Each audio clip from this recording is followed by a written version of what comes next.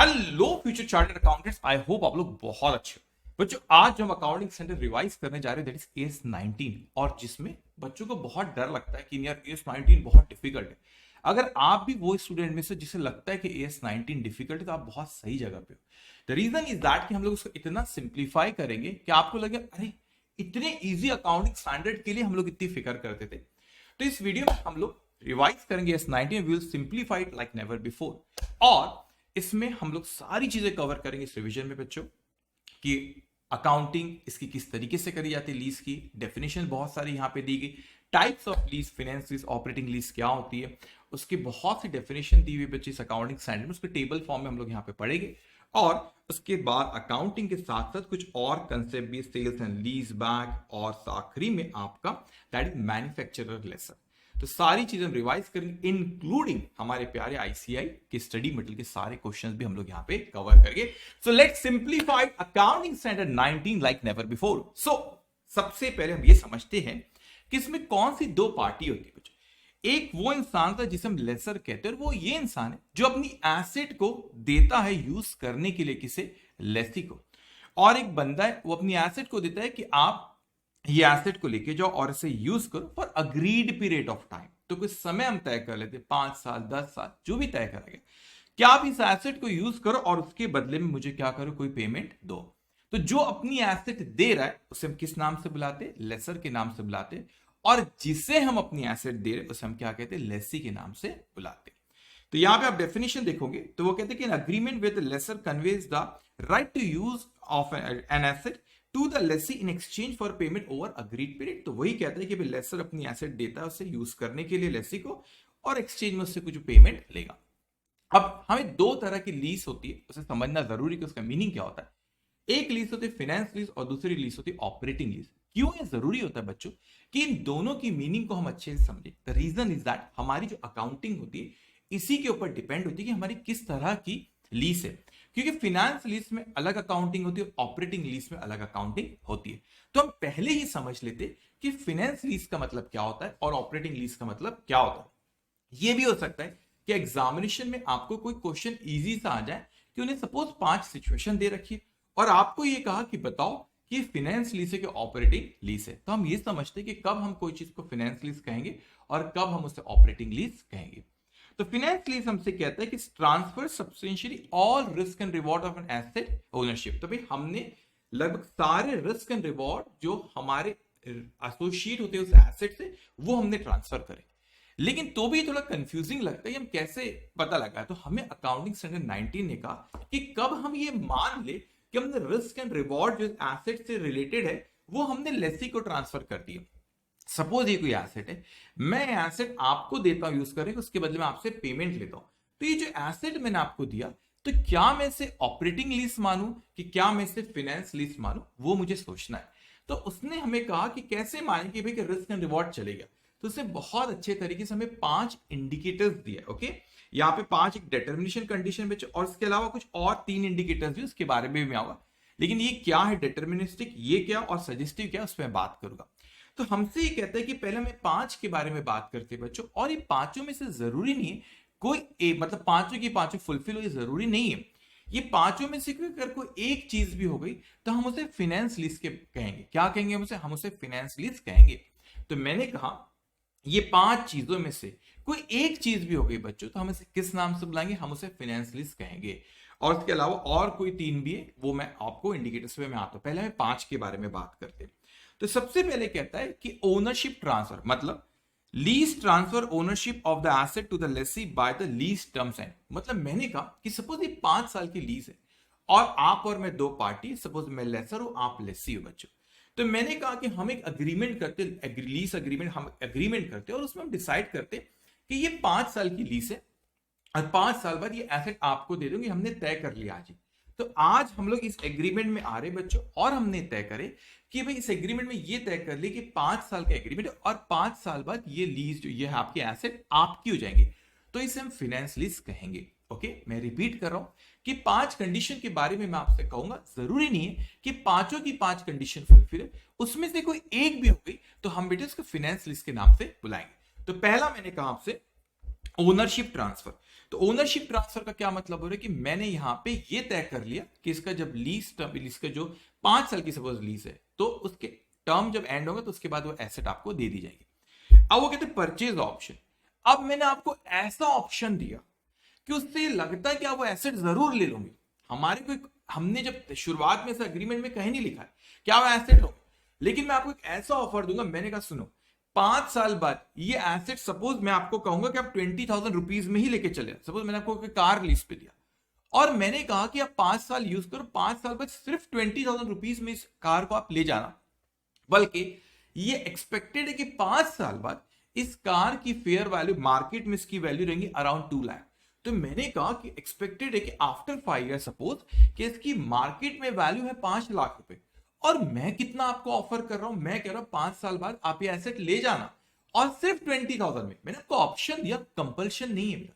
तो कहते हैं कि परचेज ऑप्शन दिया, कोई कंपल्शन नहीं है, लेकिन जो मैं आपको कीमत ऑफर कर रहा हूं वो एक्सपेक्टेड है कि उस वक्त की मार्केट वैल्यू से बहुत कम रहेगी।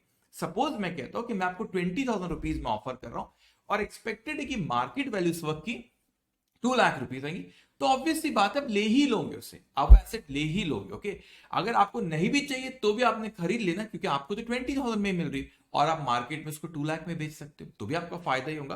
तो इस केस में भी हम इसे फिनेंशियल, आप इसको फिनेंशियल लीज हम उसको कहते हैं। ओके, नाउ पहला हो गया फिनेंस लीज, सेकंड पॉइंट के पहला ओनरशिप ट्रांसफर है, दूसरा बेटा परचेज ऑप्शन, थर्ड कि major part of economic life. अब वो कहते हैं कि जो एसेट है उसकी जो मेजर पार्ट, उसकी जो इकोनॉमिक लाइफ है वो लेसे ही यूज करा है।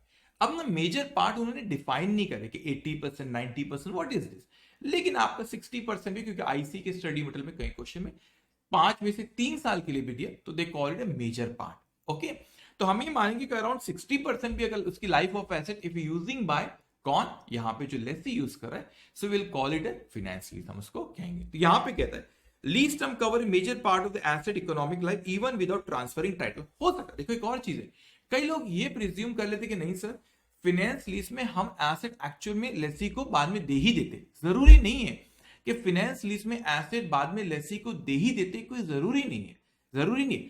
Major part of the life of economic asset, अगर उसकी लाइफ को वो यूज कर रही उसकी, तो major part, suppose economic life इसकी 5 इयर्स, वो मेजर मतलब लेट्स से 60% हम मान के चलते हो या उससे ऊपर, तो अब तो भी हम उसको मानेंगे फाइनेंस लीज है आपकी। ओके, तो क्या ये जरूरी होता है कि जब ये एसेट की लाइफ खत्म हो तो वो एसेट हमने लेसी को ही दे देना चाहिए फाइनेंस लीज में? जरूरी नहीं है, हो सकता है फाइनेंस लीज में भी कोई एसेट वापस हमने इसको लेसर को कर दी। अब थर्ड पॉइंट पे आते हैं हम लोग, यहाँ पे फोर्थ पॉइंट पे, प्रेजेंट वैल्यू कंडीशन। अब इसका मतलब क्या होता है, इसको आपने अच्छे से समझना। वो कहता है कि इस कंडीशन को अगर आप पढ़ोगे तो वो हमसे कहता है यहाँ पे कि that at lease inception, inception का मतलब तो शुरुआत में, at lease inception the present value of minimum lease payment at lease substantial, लगभग, सब्सटेंशियली मतलब एग्जैक्टली नहीं भी हुआ तो चलेगा, लगभग substantial all of the fair value of the lease asset. अब इसको समझना, इसका मतलब क्या होता है। वो कहता है कि जब आपकी लीज शुरू हुई, जब आपकी लीज शुरू हुई बेटा इंसेप्शन, शुरुआत में, तो जो भी उसकी फेयर वैल्यू उस एसेट की मार्केट में, भाई फेयर वैल्यू मार्केट में कितनी है उसकी, तो शुरुआत में जो भी उसकी फेयर वैल्यू होगी लगभग लगभग वो इक्वल है किसके बेटा, present value minimum lease payment. अब आप ये ना कंफ्यूजन है कि सर मिनिमम लीज पेमेंट क्या होता है, वैसे रिवीजन लेक्चर आपको पता होगा पहले से, तो भी मैं आपको भी आगे चल के बताने वाला कि what do mean bye minimum lease payment. तो हमको कहता है कि जो भी इसकी present value, what is minimum lease payment, हम उस पर बात करने वाले। तो जो इसकी प्रेजेंट वैल्यू होगी, जो भी आगे चल के जो पेमेंट आने वाली है और उसके हम प्रेजेंट वैल्यू निकालते हैं, present value of minimum lease payment कहते हैं, वो लगभग उसकी फेयर वैल्यू के बराबर है जो इसकी शुरुआत में। सपोज मैं कहता हूं कि fair value 5 lakh, okay suppose, और आगे चल के मुझे आने वाले टोटल अमाउंट 8 लाख आएगा, तो 8 लाख से कंपेयर नहीं करना, 8 लाख की प्रेजेंट वैल्यू निकालना है। तो सपोज 8 लाख की प्रेजेंट वैल्यू भी हमारी 5 लाख की आती है, तो फेयर वैल्यू भी 5 लाख और present value of minimum lease payment जो आगे पेमेंट आने वाली उसकी प्रेजेंट वैल्यू निकालो तो भी वो भी 5 लाख आ रही। तो इसका मतलब सब्सटेंशियल, और जरूरी नहीं कि एग्जैक्ट 5 लाख ही हो, कि exact amount I mean to say, वो हो सकता है थोड़ा बहुत आगे पीछे हो, तो भी हम उसे क्या मानेंगे, उसको हम ये मानेंगे कि हमने उसको, वो फाइनेंस लीज हमारी है। अब लास्ट पॉइंट हमसे कहता है कि स्पेशलाइज्ड एसेट। अब यहां पे कभी कभी ऐसा होता है कि हम ऐसी एसेट बनाते कि सिर्फ लेसी ही यूज करता है और कोई उसको यूज नहीं कर सकता, मतलब कस्टमाइज करते कि भाई लेसी के रिक्वायरमेंट के हिसाब से, तो उसे हम कहते हैं स्पेशलाइज्ड एसेट। तो उस एसेट को भी जब हम लेसी को देते हैं उसे भी हम फाइनेंस लीज कहते हैं, क्योंकि हम किसी और को तो हम दे नहीं सकते ना उसे।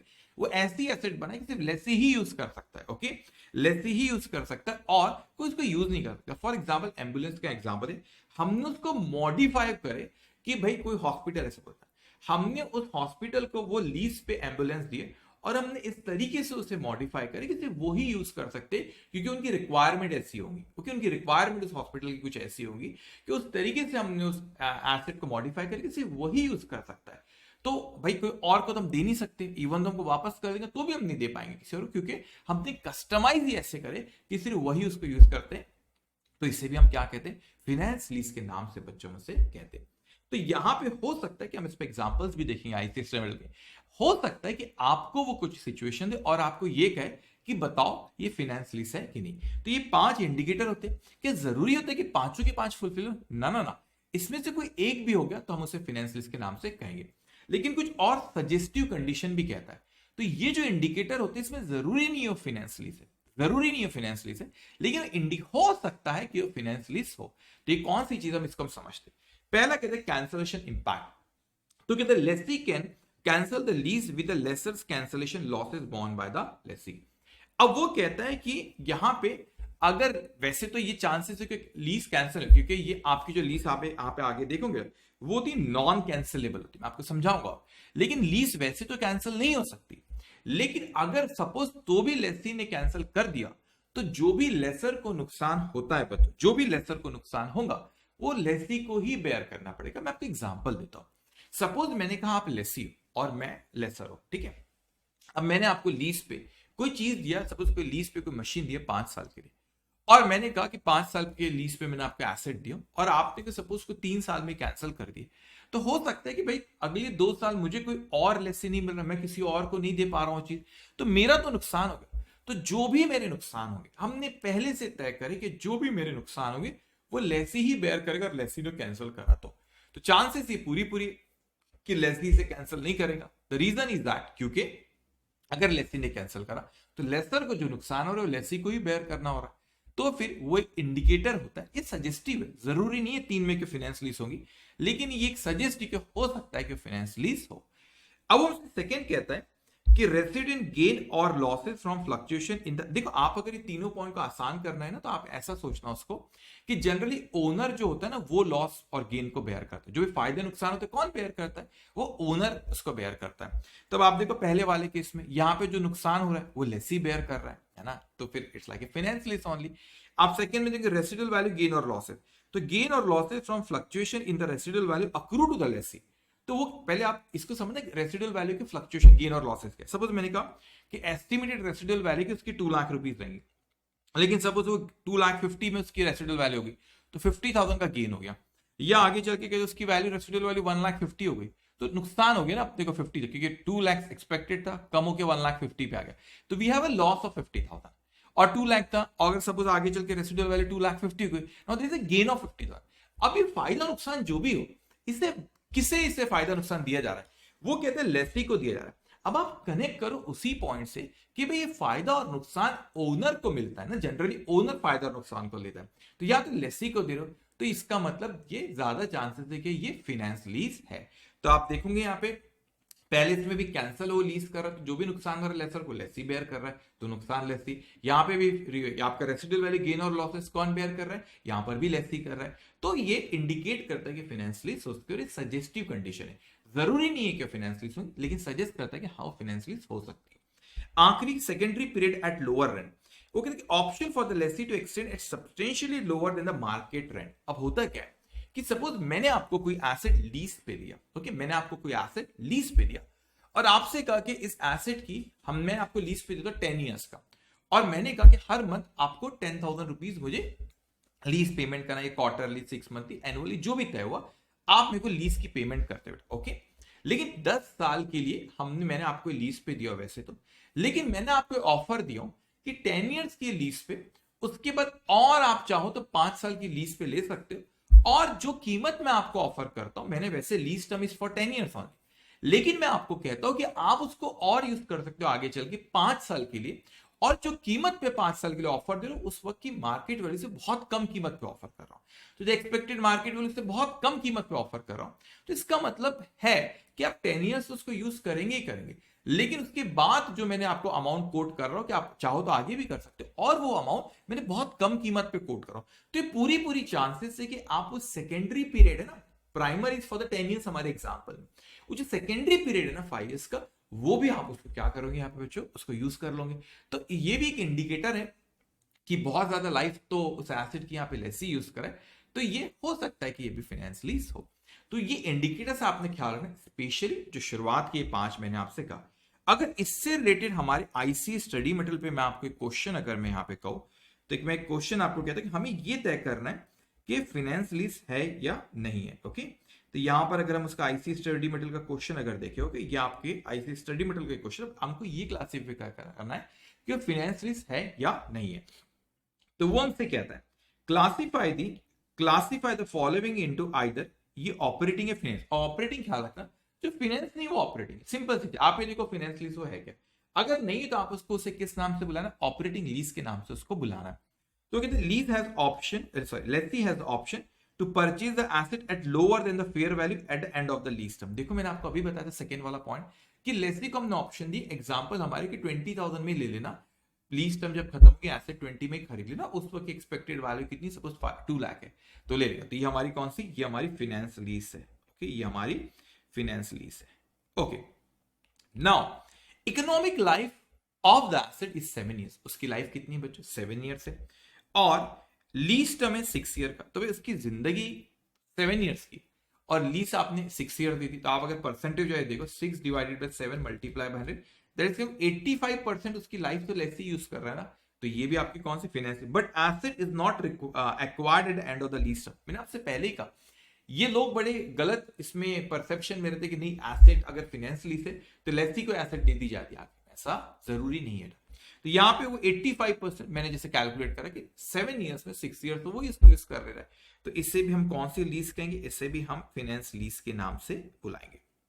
Then it says that economic life of the asset is 6 year, उसकी जिंदगी कितनी, 6 ईयर, लीज टर्म सिर्फ 2 साल है, अरे बोले सर 2 ही साल है तो बहुत कम, ठीक आगे तो पढ़ते, but the asset is of specialise nature, वो एसेट कौन सी बच्चों, स्पेशलाइज नेचर की, वो स्पेसिफिकली कस्टमाइज लेसी के लिए ही बनाई गई बेटा। ओके, तो इसलिए has been procured only for the use of the lessee, और सिर्फ वो लेसी ही उसको यूज कर सकता है, कस्टमाइज है क्योंकि, तो इसे भी हम कौन सी लीज कहते हैं, इसे भी हम फाइनेंस लीज कहते हैं। Okay, now the present value of minimum lease payment, ये पॉइंट बताया था आपको, present value of minimum lease payment, minimum lease payment का जब हम रिवाइज करेंगे, is equal to X, what is X, fair value of the asset is मतलब जो मतलब वो कहता है इज इक्वल टू, अच्छा ये एक्स, इसको एक्स कह रहा हूं, present value of minimum lease payment X is equal to Y, and what is Y, fair value of asset, asset की जो फेयर वैल्यू उसके इक्वल, तो मैंने आपको सब्सटेंशियली भी अगर हुआ तो आपकी जो present value minimum lease payment अगर सब्सटेंशियली भी इक्वल होती है आपकी किसकी, एसेट की फेयर वैल्यू की, तो हम उसे कौन सी लीज कहते हैं, उसे हम फाइनेंस लीज कहते हैं। तो ये हमारा फोर्थ पॉइंट भी क्या हो गया बच्चों, ये भी हमारी फाइनेंस लीज हो गई, सिंपल एकदम। ओके, नाउ अब हम आते हैं आगे, हम रिवाइज करते हैं, ऑपरेटिंग लीज में आपसे पहले का only transfer the right to use an asset, risk and reward नहीं करते, लेकिन नो ट्रांसफर सब्सटेंशियल और रिस्क एंड रिवॉर्ड जैसे का, तो टू मेक इट सिंपल, जो फाइनेंस लीज नहीं वो ऑपरेटिंग लीज कहलाती है। ओके, अब आगे मैं बताऊं इनकी अकाउंटिंग पे कि भाई हमें ये पता चल गया कि 2 पार्टी होती है, एक होती है हमारी कौन, एक होता है हमारा लेसर और एक होती है हमारी लेसी, तो 2 पार्टी होती है लेसर और लेसी बच्चों, उनकी अकाउंटिंग कैसे करें वो हम लोग रिवाइज करेंगे, लेकिन उसके पहले हम लोग ये देखें इसमें बहुत सारी डेफिनेशन हमको यहाँ पे पढ़ना है, तो डेफिनेशन क्या है वो हम पहले अच्छे समझते हैं कि इसका बहुत सिंप्लीफाई करके टेबल फॉर्म में बताया गया, तो आई विल एक्सप्लेन, आप ध्यान से इसको आप सुनोगे मेरी बात। सबसे पहले लीज टर्म का मतलब क्या होता है, lease term to make it simple, तो लाइफ ऑफ द मतलब जिस लीज जो उसको दी गई है लीज पे, अब 2 तरह के लीज टर्म होते हैं, एक प्राइमरी और सेकेंडरी, तो दोनों को मिला के लीज टर्म कहते हैं। What is primary, for example मैंने अभी एग्जांपल 10 और 5 इयर्स वाला जो दिया था कि फॉर एग्जांपल यहाँ पे कुछ और ईयर्स, सपोज मैं कहता हूँ कि मैंने आपको 6 ईयर्स पे कोई एसेट लीज पे दिया, डन, लेकिन मैंने आपको अगले 4 साल का भी ऑफर दिया कि आप 6 साल तो यूज कर लो, उसके बाद और आप 4 ईयर्स उसको यूज कर सकते प्रोवाइडेड, और उसमें बोला कि जो भी रेंट भी दे रहा हूं वो बहुत कम रेंट रहेगा उस वक्त की, जो भी फेयर वैल्यू रहेंगी एक्सपेक्टेड जो भी उससे बहुत कम ऑफर कर रहा हूं, तो ये इंप्लाइड है कि आप वो 4 साल भी यूज कर ही लोगे। ओके, तो वैसे तो प्राइमरी टर्म हमने 6 ईयर्स करे, मगर मैंने आपको ऑफर दिया और एडिशनल 4 ईयर्स का, और जो 4 ईयर्स का आपको एडिशनल ऑफर किया वो बहुत कम कीमत पे मैं आपको ऑफर कर रहा हूं। So what does it mean that ये नाउ कि इसे लीस्ट टर्म टोटल लेंगे, सिर्फ 6 ईयर्स ही नहीं, क्योंकि वो चांसेस पूरी कि वो रिमेनिंग 4 ईयर्स जो मैंने आपको ऑफर किया वो भी आप उसमें उसे ले लोगे। तो आप basically use it 6 + 4 that is 10 year, तो 10 years is least term. Okay, तो इसको याद करने की जरूरत नहीं है कोई डेफिनेशन को। Lease term include the non cancellable period. What is non cancellable, उस पर मैं आगे आऊंगा। And any additional period where the lessee is reasonably certain, ऐसा लगता है कि वो कर ही लेगा आगे और कंटिन्यू करेगा, क्योंकि क्यों लगता है हमको, क्योंकि हमने उसको ऑफर ही इतने कम कीमत पे करे तो वो उसको कंटिन्यू कर ही लेगा। ओके, तो उससे हम कहते हैं, और वो कहते हैं to exercise the lease option with और विदाउट फर्दर पेमेंट। वैसे ज्यादा चांस है कि उससे कुछ पैसा लेंगे, हाँ वो कम पैसा लेंगे, लेकिन पैसा लेंगे हम उससे। मगर ये भी हो सकता है रेयर केस में कि without even charging any amount, मतलब 6 साल तो यूज करो, अगले 4 साल फ्री ऑफ कॉस्ट एसेट को यूज कर लेना। ओके, ऐसा ऑफर दिए उसको अट्रैक्टिव बनाने के लिए। ओके, तो लीज टर्म को पूरा कंसीडर करना है, जो हमने शुरुआत की 6 ईयर्स एंड 4 ईयर्स जो के all together 6 + 4 that is going to come how much 10 years. Okay, अब आते हैं कुछ डेफिनेशंस पे जो हमें समझना है, अच्छे से ध्यान से मेरी बात सुनिए। अब पहली डेफिनेशन जो हम यहाँ पे समझने जा रहे हैं, रिवाइज करने जा रहे हैं, that is minimum lease payment. अब इस चीज को समझना, यहाँ पे दो पार्टी होती, एक होता लेसर और एक होती लेसी। तो हम ये देखते हैं कि मिनिमम लीज पेमेंट का दोनों की पॉइंट ऑफ व्यू से डेफिनेशन में फर्क है। सपोज मैं लेसर बन जाता हूं और आप लेसी बन जाओ, तो हम इसको कंपैरिजन कर पाएंगे क्यों मिनिमम लीज पेमेंट की डेफिनेशन में फर्क है लेसर के और लेसी के पॉइंट ऑफ व्यू से। इसे हम अच्छे से समझते हैं बच्चों। ओके, अब ध्यान से आपने मेरी बात सुनना। मैंने कहा कि सबसे पहले यहां पे payment over the lease term by the lessee, पहले मिनिमम लीज पेमेंट लेसर के पॉइंट ऑफ व्यू समझते, it will be easy for us to understand. Okay, कि लेसर को जो भी पैसा आने वाला है उस एसेट से, तो वो उसकी मिनिमम लीज पेमेंट आने वाला है। कुछ हो सकता है आज आ गया, या कुछ हो सकता है आगे आने वाला है, तो सबको मिला के हम कहते हैं मिनिमम लीज पेमेंट। अभी मैं आपसे कह रहा हूं कि लेसर के नजरिए से, from lessor point of view मैं आपसे कह रहा हूं। तो यहां पे मैंने कहा payment over the lease term by the lessee. तो लेसी जो भी मुझे पैसा देगा वो मिनिमम लीज, पहले मेरे पॉइंट ऑफ व्यू से बात करें, मैं लेसर हूं, आप भी अपने आपको टाइमिंग लेसर मान, तो हमें जो भी पेमेंट आने वाली, ओके, पेमेंट किससे आने वाली, लेसी से। तो लेसी ने तय करा कि अगले 5 साल तक वो हमको कुछ पेमेंट देगा, तो वो हमने यहाँ पे कंसीडर करे कि वो हमको पैसा आने वाला है। ओके, उसके अलावा मेरे को कहता है कि any residual which is guaranteed, तो उसकी जब एसेट की लाइफ खत्म हो रही है तो उसके आखिरी में या लीज टर्म खत्म, तो लेसी ने बोला कि कुछ पैसा रेसिडुअल वैल्यू जैसे एसेट खराब हो गया आखिर में कुछ पैसा वो हमको देगा। ओके, अब वो गारंटेड, किसी ने गारंटी दिया, किसने गारंटी दिया, हो सकता है कि लेसी ने खुद ने गारंटी दी। आप सिर्फ ये सोचो कि भाई लेसर को जो भी पैसा मिलने वाला है that is a part of minimum lease payment. पहले तो नॉर्मल पेमेंट लेसी दे रहा है, वो एक पैसा आएगा। दूसरा, लेसी ने गारंटी दी कि कुछ रेसिडुअल वैल्यू वो हमको देगा, वो एक पैसा आएगा बेटा। या लेसी के बिहाफ में कोई कह रहा है कि मैं पैसा दूंगा, चिंता आप ना करो, on behalf of the lessee. तो बिहाफ ऑफ द लेसी कौन कहता होगा कि मैं उसके बिहाफ में पैसा दे दूंगा, फॉर एग्जांपल होल्डिंग कंपनी के, okay, on behalf of the lessee. तो होल्डिंग कंपनी कहती है सब्सिडरी के लिए, subsidiary suppose subsidiary company is lessee, तो सब्सिडरी कंपनी लेसी, तो उसके बिहाफ में लेसर कहता है, उसका होल्डिंग कंपनी कहती है हम उसका पैसा दें। तो हमें किसी ने guarantee, any residual value which is guaranteed by lessee, lessee ने खुद ने गारंटी दिया, या on behalf of the lessee हुआ, या किसी और थर्ड पार्टी ने हमको गारंटी दिया कि नहीं यार लेसी नहीं दे रहा, लेसी नहीं दे रहा, ना ही तो लेसी के बिहाफ में कोई दे रहा है, कोई और ही थर्ड पार्टी कहती है कि नहीं, जब एसेट की इतनी रेसिडुअल वैल्यू तो मैं दूंगा, मुझे इतना तुमने एसेट दिया, मैं तुम्हें इतनी रेसिडुअल वैल्यू तो उसकी दे ही दूंगा। तो वो पैसा लेसर के पॉइंट ऑफ व्यू सोचो, लेसर को तो पैसा आ रहा है ना बेटे। अब आप इसको इस पॉइंट को अच्छे से समझते, देखो ये हो गया लेसर के पॉइंट ऑफ व्यू से और ये हो गया लेसी के पॉइंट ऑफ व्यू से। तो दोनों में यस यस लिखा है, ओके, वो मिनिमम लीज पेमेंट, लेकिन आखिरी वाला पॉइंट है लेसी के, इसमें डैश करा है, क्यों, क्योंकि लेसी ये पैसा दे ही नहीं दे रहा बाय इंडिपेंडेंट थर्ड पार्टी, कोई और ही थर्ड पार्टी ने मुझे गारंटी दिया, लेकिन मुझे तो पैसा वो आएगा, इसलिए मैंने मेरे पॉइंट ऑफ व्यू से मिनिमम लीज पेमेंट उससे यस कहा। लेकिन लेसी के पॉइंट ऑफ व्यू से हमने क्या करे, लेसी के पॉइंट ऑफ व्यू से हमने उसको कुछ भी नहीं करे, डैश कर दिया, क्योंकि नो आप कह सकते हो, क्योंकि वो पैसा दे ही नहीं रहा। बस ये एक फर्क है मिनिमम लीज पेमेंट में लेसर के और लेसी के पॉइंट ऑफ व्यू से।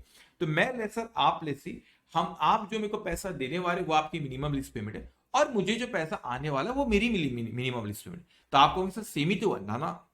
मैंने कहा अगर इसकी रेसिडुअल वैल्यू कोई थर्ड पार्टी ही गारंटी करती है, जो ना ही तो आपने ना ही तो आपके बिहाफ में किसी ने की इसकी रेसिडुअल वैल्यू, तो वो पैसा मुझे तो मिलेगा, तो मेरी मिनिमम लीज पेमेंट का हिस्सा हो गया, लेकिन आपका नहीं हुआ क्योंकि आप पैसा नहीं दे रहे, ना ही तो आपके बिहाफ में कोई दे रहा है, इसीलिए आपकी इस पर कंसिडर नहीं करा गया। तो ये हो गई हमारी मिनिमम लीज पेमेंट। अब हमसे कहते हैं कि रेफर नोट ए, तो हम नोट ए में जाते हैं बच्चों और वहां पे देखते हैं कि what is this minimum lease payment. तो वो कहते हैं कि मिनिमम लीज पेमेंट एक्सक्लूड, तो मिनिमम लीज पेमेंट में कुछ चीजें कवर नहीं होती, तो तीन चीजें वो कवर नहीं होती, वो तीन चीजों के बारे में बात करें। पहला कंटिंजेंट रेंट, तो कंटिंजेंट रेंट का मतलब होता है जो कोई कंटिंजेंसी पे डिपेंड आ गया। फॉर एग्जांपल मैं कहता हूं कि अगर लेसी का इतना सेल होगा तो उस सेल का 10% देगा, या प्रॉफिट का 5% देगा, जो भी हो, वो एक कोई इवेंट पे डिपेंड हो गया मेरा रेंट। ओके, मेरे को जो पेमेंट लेसी से आने वाली कोई फिक्स नहीं हो, वो वेरिएबल हो गया, वो कोई चीज पे डिपेंड हो गया भाई कि अगर हुआ तो हम इतना देंगे, तो वो हमारा मिनिमम लीज पेमेंट का हिस्सा होता नहीं है। अब example contingent on happen of future event, example rent is 10% of sale. दूसरा कहते हैं कॉस्ट फॉर सर्विस, अब उस एसेट की जो मेंटेनेंस कॉस्ट है, okay, example maintenance for asset, तो वो भी हमारा मिनिमम लीज पेमेंट का हिस्सा होता नहीं है। तो ना ही तो contingent rent minimum lease payment का हिस्सा बेटा, ना ही तो उसकी कॉस्ट फॉर सर्विसेज, ओके, और यहाँ पे अगर कोई एग्जांपल मेंटेनेंस का खर्चा हो रहा है तो वो भी मिनिमम लीज पेमेंट का हिस्सा नहीं है। और taxes to be paid and reimburse to the lessor, okay, या टैक्सेस यहाँ पे लेसर ने पे किया तो लेसर का आप रियम्बर्स कर दे रहे हो, ठीक है। तो अब क्या हुआ यहाँ पे, तो क्या वो भी मिनिमम लीज पेमेंट का हिस्सा? क्या आंसर इज नहीं, वो मिनिमम लीज पेमेंट का हिस्सा नहीं। तो तीन चीजें आपने ख्याल रखना, वो मिनिमम लीज पेमेंट का हिस्सा नहीं होता, इवन दो वो लेसी से हम रिकवर कर रहे तो भी वो मिनिमम लीज पेमेंट का हिस्सा नहीं। कौन सी तीन चीजें? एक हमारा कंटिंजेंट, मतलब कंटिंजेंट रेंट जो कोई इवेंट के ऊपर डिपेंड है, दूसरा हमारा कॉस्ट फॉर सर्विसेज, और तीसरा कोई टैक्सेस अगर है तो। ये तीनों चीजें इवन दो पे भी करी जा रही है, तो लेसी ने पे भी किया, इवन दो लेसी ने पे किया, उसको हम मिनिमम लीज पेमेंट का हिस्सा मानते नहीं है, इसे ख्याल रखना। ओके, अब आते हैं हम यहाँ पे, हम कहां तक पहुंचे, एक डेफिनेशन आपने हम लोगों ने रिवाइज करी, that is minimum lease payment. अब आगे हम कहते हैं कि उसमें एक और चीज ऐड करेंगे, दैट इज व्हाट, अब मिनिमम लीज पेमेंट यहां खत्म होगी। अब दूसरा मैं आपको एक कंसेप्ट बता रहा हूं, उसमें हम कहते हैं ग्रॉस इन्वेस्टमेंट। अब ग्रॉस इन्वेस्टमेंट का मतलब क्या होता है बच्चों? अब मैंने कहा आपसे यहां पे कि add unguaranteed residual value. What do mean by unguaranteed residual value? मुझे लगता है कि एसेट मैं आपको लीज पे दे रहा हूं और मुझे लगता है कि इसकी रेसिडुअल वैल्यू होंगी एटलीस्ट, सपोज एग्जांपल के तौर पे कहता हूं कि 5000 रुपीज मुझे लगता है कि बहुत एक्सपेंसिव माइक है, एग्जांपल के तौर पे कह रहा हूं। मैं आपसे कहता हूं कि नहीं एक्सपेंसिव माइक है और इसकी रेसिडुअल वैल्यू मुझे लगता है कि 5 साल बाद भी 5000 रुपए तो होना चाहिए, लेकिन आप मुझे गारंटी दे रहे हो सिर्फ 3000 रुपीज। रेसिडुअल वाली कितनी गारंटी दे रहे हो आप? 3000। या आपके बिहाफ में कोई दे रहा है वो भी 3000, या मुझे कोई इंडिपेंडेंट थर्ड पार्टी वो भी गारंटी दे रहा है 3000। लेकिन मैंने कहा यार लोग मुझे गारंटी सिर्फ 3000 की दे रही है एसेट की रेसिडुअल वैल्यू पे, लेकिन मुझे लगता है कि इसकी रेसिडुअल वैल्यू 5000 होना चाहिए। तो मुझे लग रहा है कि 5000 इसकी रेसिडुअल वैल्यू होना चाहिए, लेकिन गारंटी कितनी की मिल रही? Only for rupees 3000। तो जो 2000 रुपीज रिमेनिंग उसे कहते हैं अनगारंटेड रेसिडुअल वैल्यू। तो बहुत अच्छे से समझना इस टेबल को। तो क्या ये unguaranteed residual value minimum lease payment का हिस्सा है क्या? नहीं, मिनिमम लीज पेमेंट का हिस्सा, बस यही पॉइंट हमारे मिनिमम लीज पेमेंट के हिस्सा है। तो उसमें अनगारंटेड रेसिडुअल नहीं आता, सिर्फ गारंटेड रेसिडुअल वैल्यू आ रहा है। अब आप अगर इस minimum lease payment unguaranteed residual value नहीं आया और जब मैं अनगारंटेड रेसिडुअल वैल्यूज में ऐड कर देता हूं तो उसे हम कहते हैं ग्रॉस इन्वेस्टमेंट। उसे क्या कहते हैं? हम उसे कहते हैं ग्रॉस इन्वेस्टमेंट। वो हो गया बेटा। अभी डेफिनेशन आपको ध्यान में रखना है।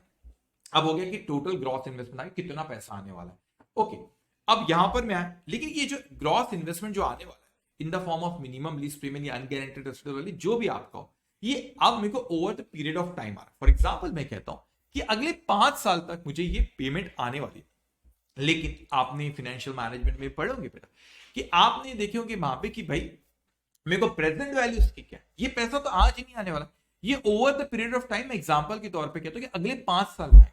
तो over the period of next 5 years में अगर मुझे ये पैसा आने वाला है तो मैं कहता हूं कोई पैसा आज तो नहीं आ रहा, आज की इसकी कीमत क्या है, आज की कीमत क्या है। तो इस ग्रॉस इन्वेस्टमेंट की अगर to make it simple present value अगर मैं कहूं तो उसे नेट इन्वेस्टमेंट कहते हैं। तो इसका मतलब उसमें इंटरेस्ट कंपोनेंट भी है। कभी मैं कहता हूं मुझे 10 लाख रुपीज आने वाला, लेकिन उसकी प्रेजेंट वैल्यू अगर 8 लाख है तो जो 2 लाख रुपीज है वो इंटरेस्ट हो गया।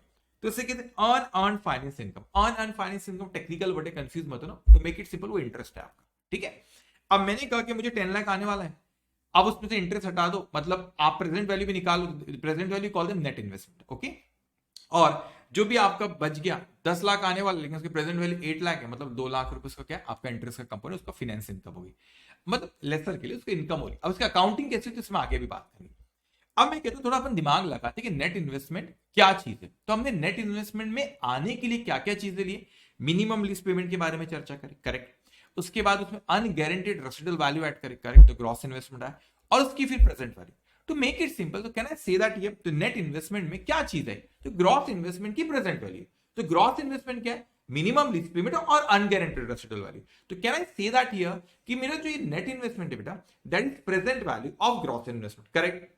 So what is the gross investment? Minimum lease payment and unguaranteed residual value. So can I say that कि net investment is nothing but present value of minimum lease payment and present value of unguaranteed residual value. क्योंकि ये आप थोड़ा दिमाग लगाओ कि मेरा net investment gross investment की ही प्रेजेंट वैल्यू है। तो ग्रॉस इन्वेस्टमेंट क्या है, मिनिमम लीज पेमेंट की टोटल और अनगारंटेड रेसिडुअल वैल्यू की टोटल करो तो ग्रॉस इन्वेस्टमेंट आता है, उसी की प्रेजेंट वैल्यू।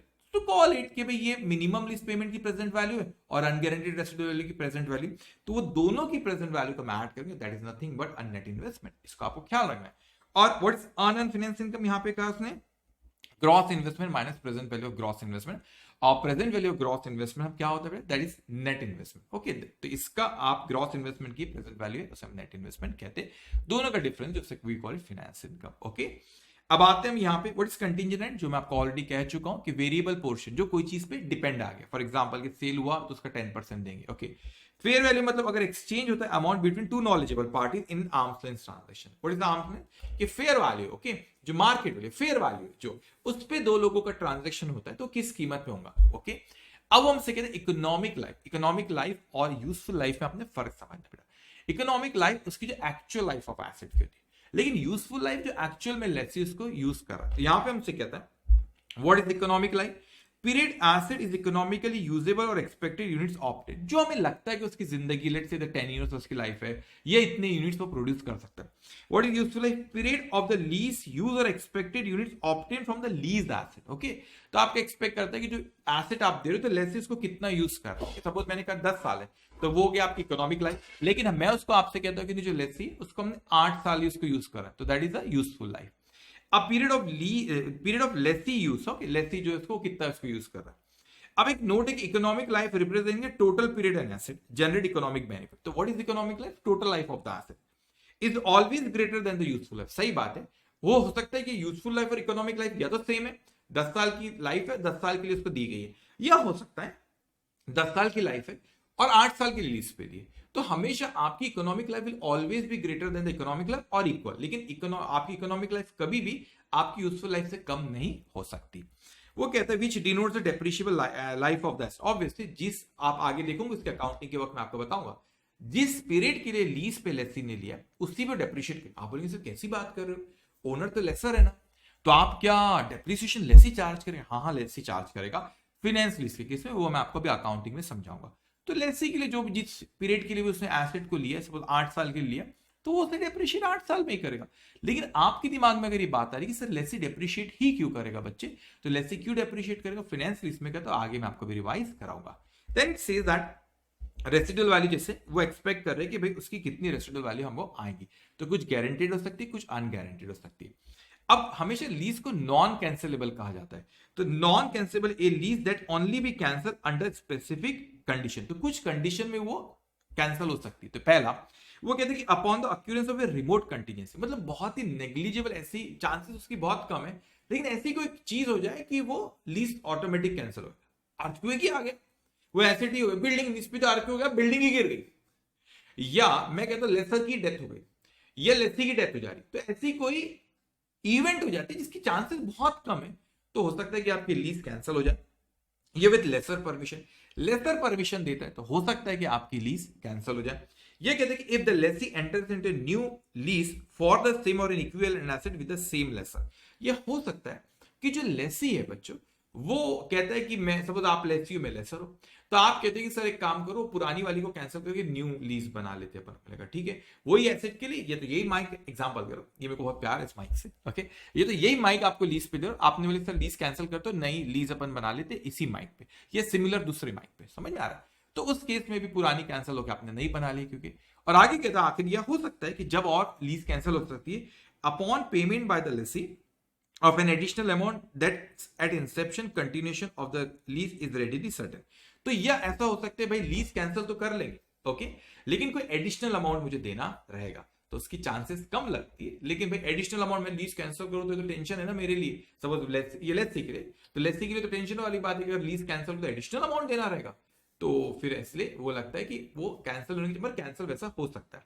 तो अब भाई कैंसिल कहां हो सकता है, तो इसलिए नॉन कैंसिलेबल उसको बोलते, लेकिन इन जगहों पे वो कैंसिल हो सकता है ओके। अब हम लोग आते हैं यहाँ पे इंपॉर्टेंट चीज की भाई इसकी अकाउंटिंग हमें कैसे करना। अब अकाउंटिंग की हम बात करें तो इस चीज को समझ 4 सिनारियो हमारी क्रिएट हो जाते हैं। आप बोलेंगे सर कैसे?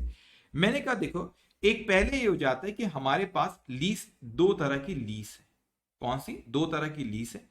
एक हमारी है ओके, एक हमारी है फाइनेंस लीज ओके, और एक मैं आपसे कहता हूं उसे हम कहते हैं ऑपरेटिंग लीज। एक है फाइनेंस लीज और एक है ऑपरेटिंग लीज।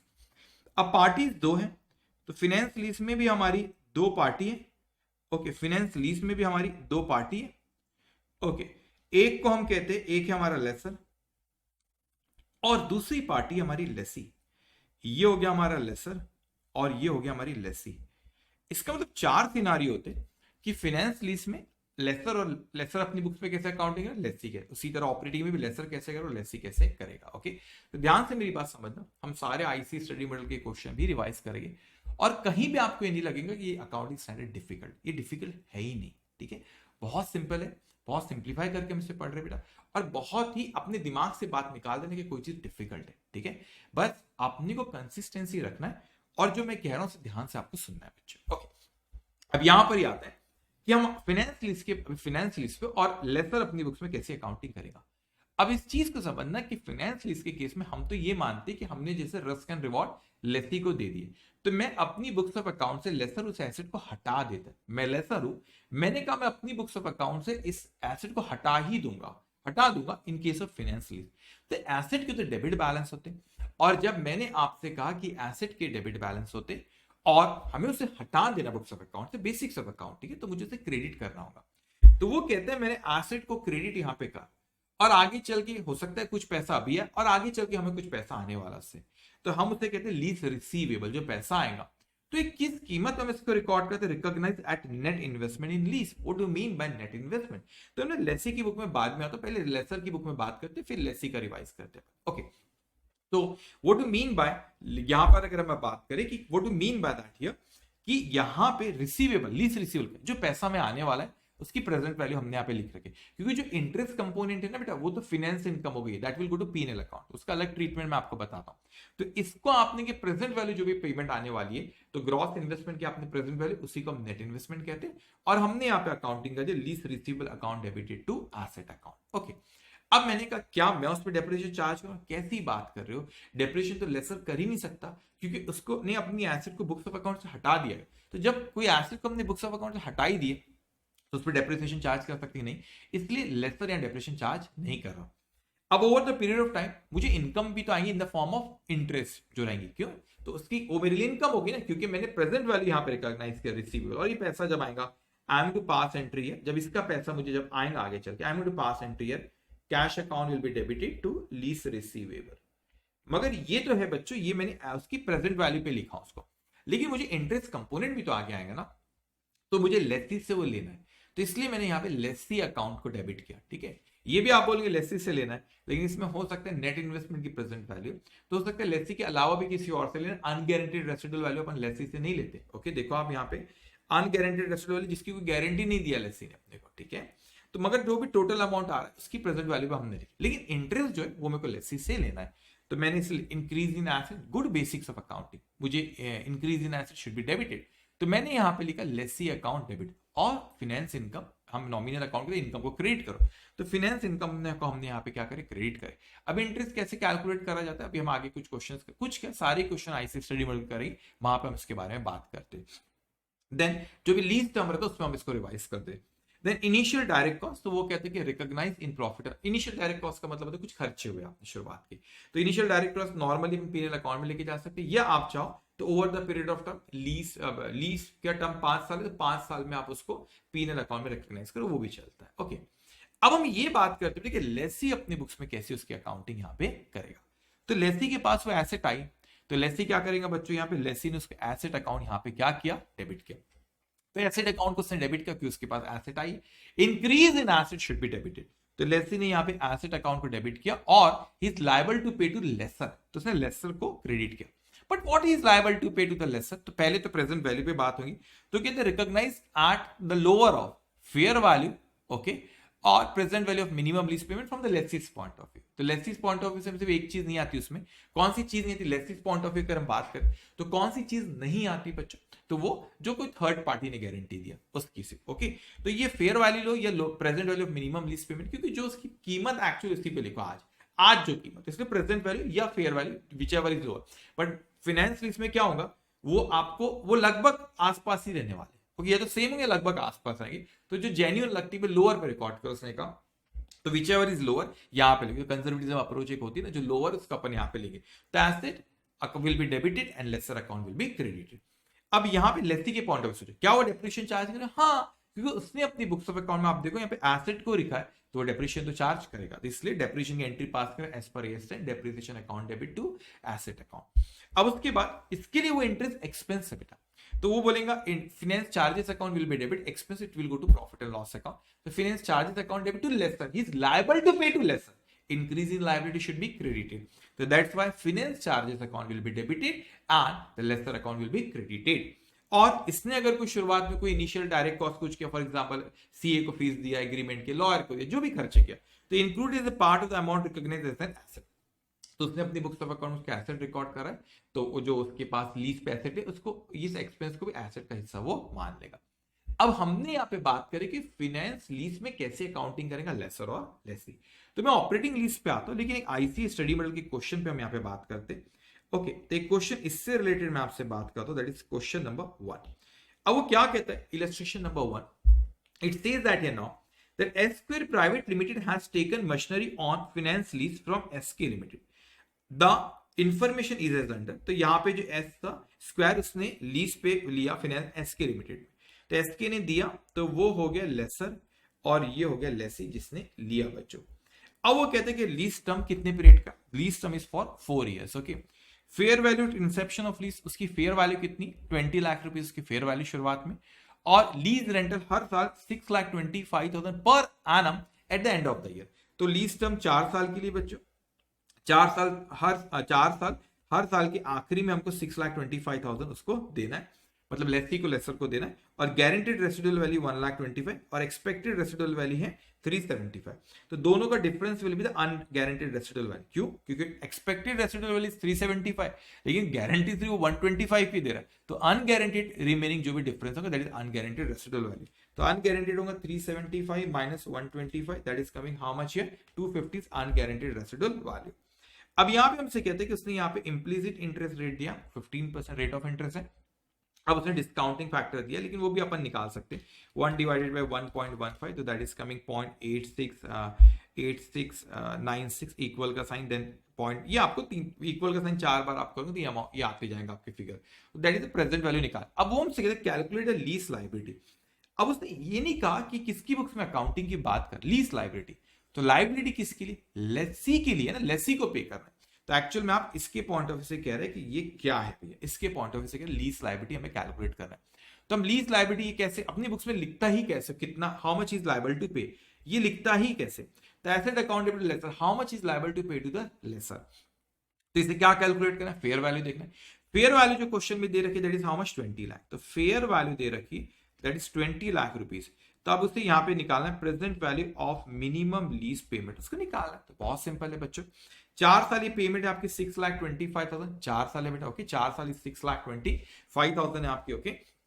तो ये 6,25,000 ये हमने 4 साल लिए। अभी 4th ईयर में 2 चीज है, ये 6,25,000 है, और you know it minimum lease payment का हिस्सा गारंटेड रेसिडुअल वैल्यू होती है।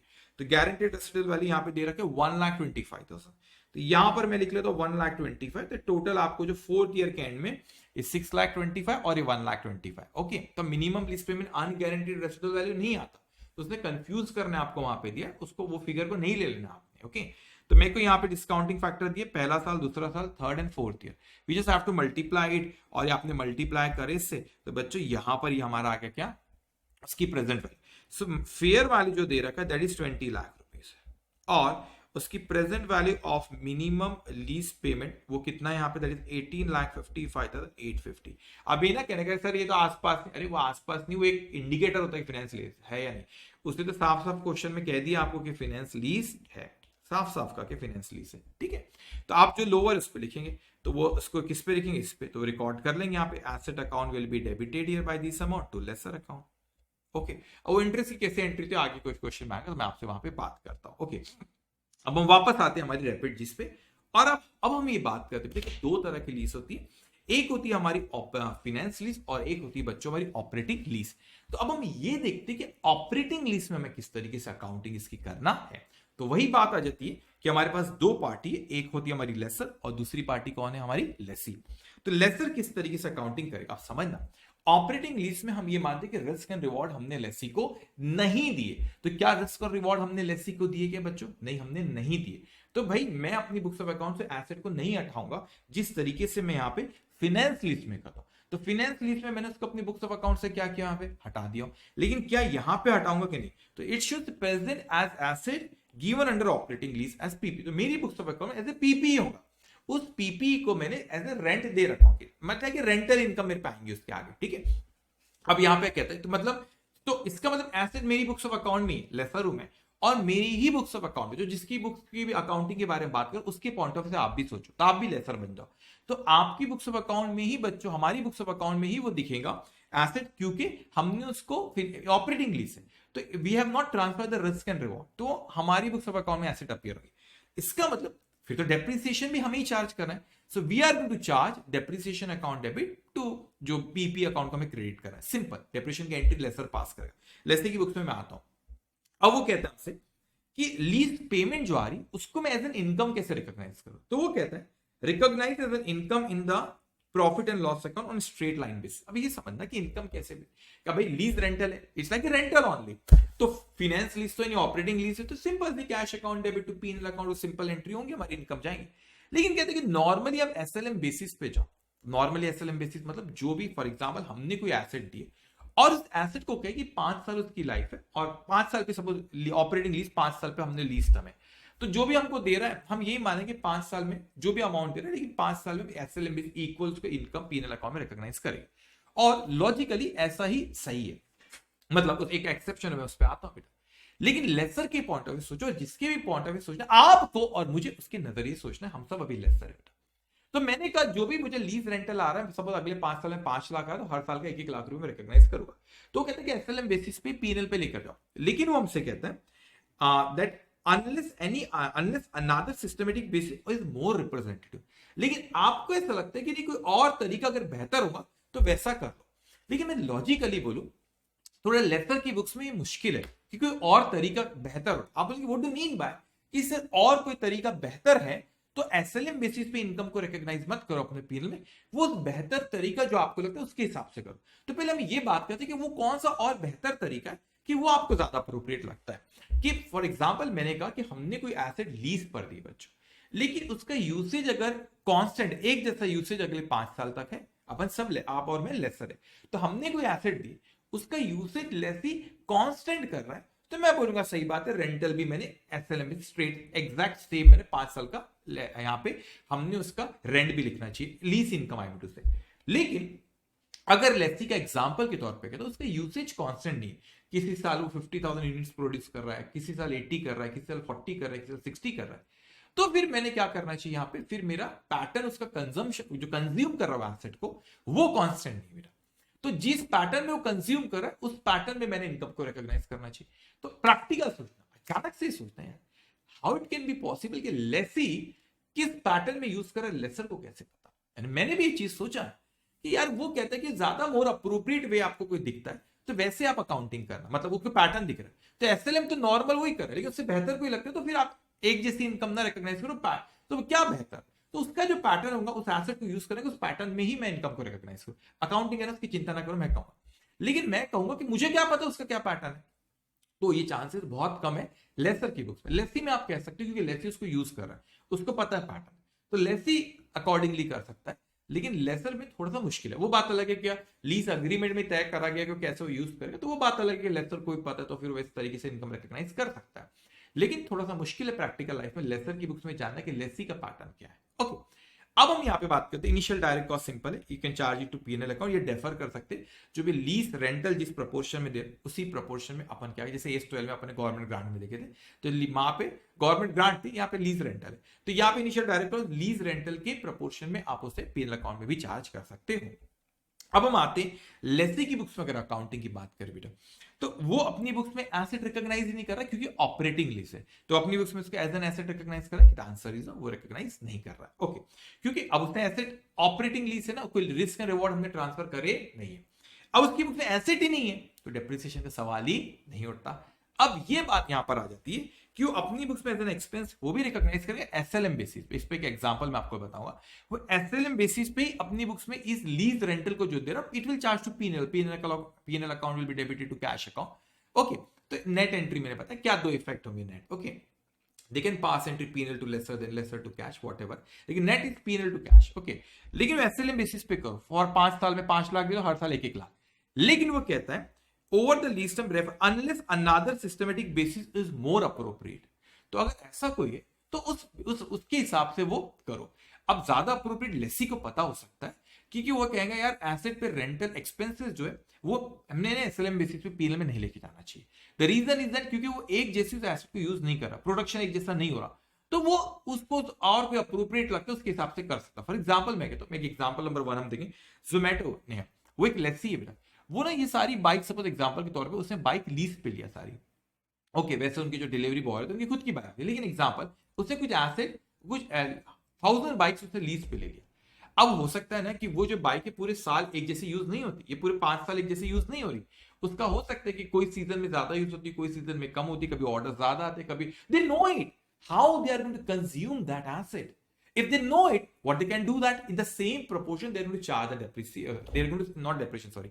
In the same proportion they are going to charge the rental into their P&L account because rent there it's operating lease बेटा। तो इसमें एक बहुत अच्छे से एक एग्जांपल हम लोग यहाँ पे लेते हैं जो हमारे रेपिड जिसमें लिखा हुआ है। तो यहाँ पे ओके, एक और चीज, इनिशियल डायरेक्ट कॉस्ट अगर लेसी देता है तो ऑपरेटिंग लीज में AS19 साइलेंट है, लेकिन मेरे ओपिनियन के हिसाब से मैं सजेस्ट करता हूँ इसको पीएनएल में लेके जाना चाहिए क्योंकि लीज रेंटल पीएनएल में लेके जा रहा है तो एक्सपेंस भी इसको पीएनएल में लेके जाना चाहिए। ओके, नाउ उसी एग्जांपल पे आता हूं जिसके बारे में बात करता हूं, आपको अकाउंटिंग भी बताता हूं। अब मैक्सिमम केस में मोर अप्रोप्रिएट वे जो रहता है वो लेसी को पता रहेगा, ज्यादा चांसेस ये लेसर की बुक में नॉर्मली एसएलएम बेसिस पे होगा।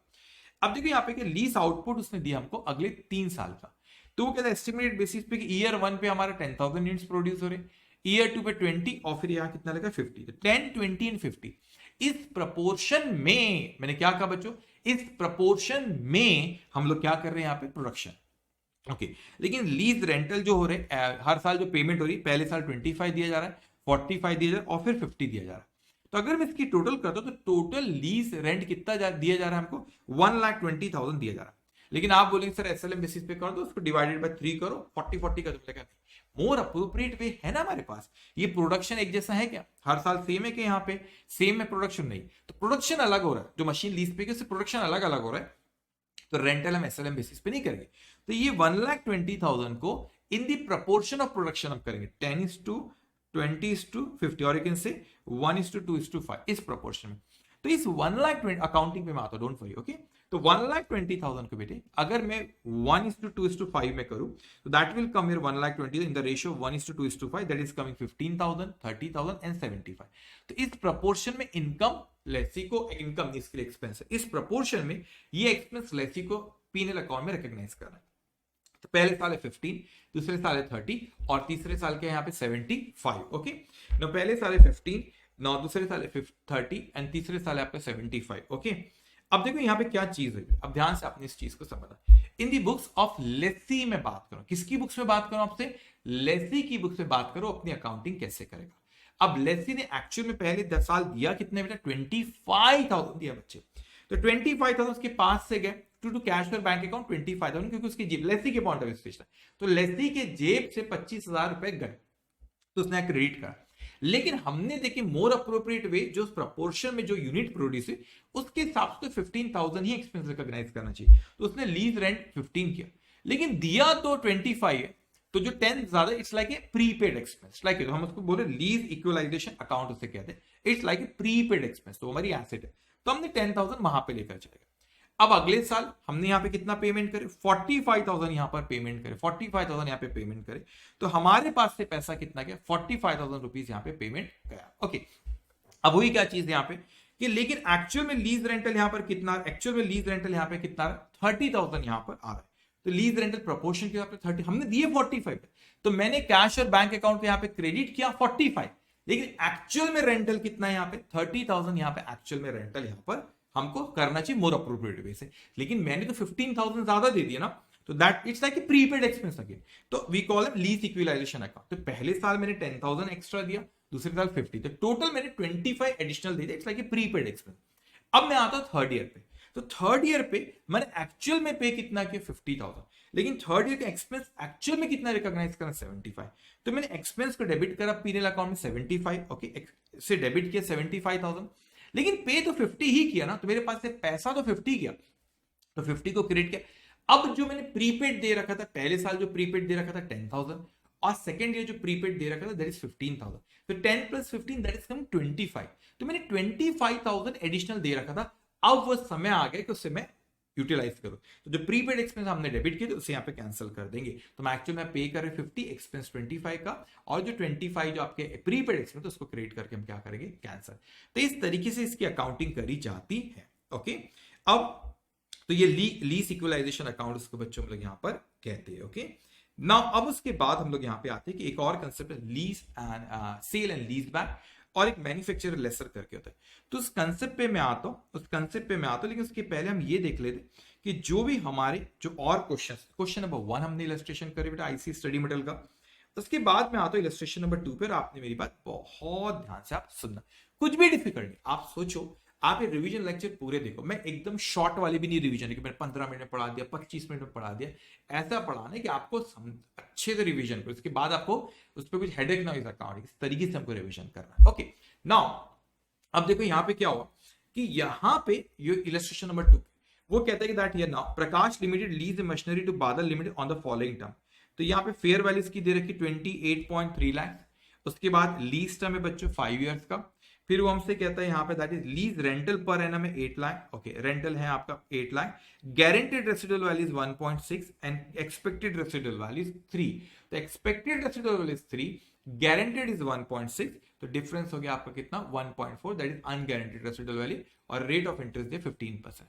वो हमसे कहता है discounted rate for 1 to 5 years उसने दे रखा है, ये आपको 3-5 साल का डिस्काउंटिंग फैक्टर उसने दे रखा है। अनसर्टेन अनअर्न्ड फाइनेंस इनकम, अब इसको समझना बेसिक्स पे आपने फिर से जाना, what is unearned finance income, मैंने आपको बताया था यहाँ पे, दैट इज दिए ना आपका, तो gross investment minus net investment, what is gross investment, जो पूरी पेमेंट अपने को आने वाली including unguaranteed residual value, what is net investment बेटा, that is present value of minimum lease payment, present value of unguaranteed residual value, तो उसने वही किया, देखो मैंने यहाँ पे लिख रखा हूँ, तो वो हमसे कहता है आईसी अनअर्न्ड फाइनेंस इनकम कैसे, तो that is gross investment minus present value of gross investment, उसे हम नेट इन्वेस्टमेंट भी कहते हैं। ठीक है, अब यहाँ पे ग्रॉस इन्वेस्टमेंट क्या होता है, that is minimum lease payment plus unguaranteed residual value, तो मेरे को मिनिमम लीज पेमेंट वो कितना दे रहे, 8 लाख रुपीस वो दे रहे बच्चों 5 इयर्स के लिए, तो 8 लाख मल्टीप्लाई बाय 5 प्लस, अब इसमें ना वो किसकी बात कर रहा है, ग्रॉस इन्वेस्टमेंट, तो उसमें मिनिमम लीज पेमेंट में क्या आता है आपका, जो आपका पेमेंट आ रही है हमको लेसी से वो, और उसके बाद गारंटेड रेसिडुअल वैल्यू भी उसी में आती है, तो वो 1.4 है, तो वो plus 1.4 plus unguaranteed residual value, तो इसने अनगारंटेड रेसिडुअल वैल्यू कैसे कैलकुलेट किया यहाँ पे, अनगारंटेड, ओके, नीचे गारंटेड इज 1.6, ओके, तो ये आपकी गारंटेड है, ये और ये 2 है, एक्चुअल में इधर है अनगारंटेड ये, तो अनगारंटेड रेसिडुअल वैल्यू कैसे कैलकुलेट किया, 3 - 1.4, ओके, 3 - नहीं 6 है, 3 - 1 point, this is guaranteed, okay, तो अनगारंटेड रेसिडुअल वैल्यू इज 1.4, तो हमने ग्रॉस इन्वेस्टमेंट निकाले, ओके, तो ये हमें जो पूरा पैसा आने वाला है गारंटेड अनगारंटेड में सब हमने ले लिया। अब हमें finance income is the difference between the gross investment net investment, net investment nothing but the present value of gross investment. अब ये सारी चीजें की हमको प्रेजेंट वैल्यू निकालना है, तो हमको यहाँ पे पहले साल यहाँ पर पैसा आ रहा है eight the and 8 lakh 8 lakh 8 lakh 8 lakh 8 lakh, ये 5 साल आएगा, सबको डिस्काउंटिंग फैक्टर से हमने मल्टीप्लाई करे और उसकी प्रेजेंट वैल्यू हमारी आ गई। लेकिन हम लोग बेटा present value of minimum lease payment, present value unguaranteed residual value, when I say present value of minimum lease payment, उसमें गारंटेड रेसिडुअल वैल्यू भी आता है। तो गारंटेड रेसिडुअल वैल्यू आपकी यहां पर कितनी, दैट इज 1.6।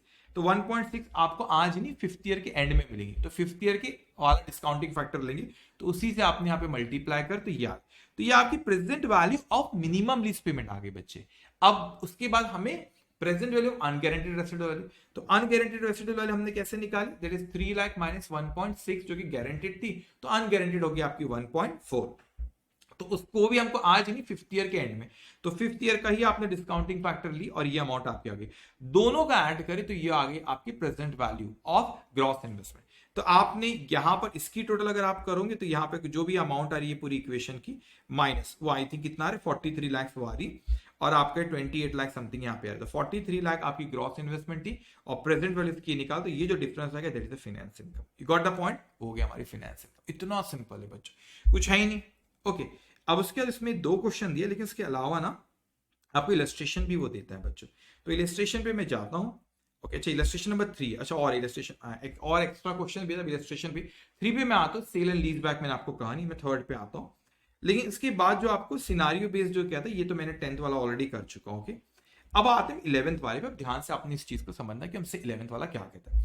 वो कहता है कि machine was given here, a machine was given on 3 years operating, just give me a minute, okay? A machine was given that year on 3 years operating lease by a dealer of the machine। तो ये कौन सी lease है, ये हमारी operating lease है। Okay, कौन सी lease है बच्चों, ये हमारी ऑपरेटिंग लीज है। वो कहता है that for equal annual lease rental to 30% profit margin of the cost. तो लेसर को एक्चुअल में कॉस्ट हुई थी 1,50,000 की, लेकिन वो कहता है कि मुझे 30% का हमें क्या होना से, वो कहता है कि 30% का मुझे इस पे मार्जिन होना। ओके, तो इसका मतलब 1,50,000 कॉस्ट है plus 30%, that is coming 1,95,000। Correct. वो कहता है ना इकोनॉमिक लाइफ है उसकी 5 साल, तो याद रखना उसकी लाइफ है 5 साल, लेकिन लीज पे दिए गए 3 साल। तो इकोनॉमिक लाइफ है 5 साल बेटा, लेकिन उसकी मशीन यूजफुल लाइफ जो लीज पे कितने दिन की, 3 साल की उसको दिए, नॉट दिन पे, ईयर पे। Okay, that is for the 3 years. Now आगे कहता है हमसे, तो उसने आउटपुट हमें दे रखा है, देखो ज्यादा ऑपरेटिंग लीज है।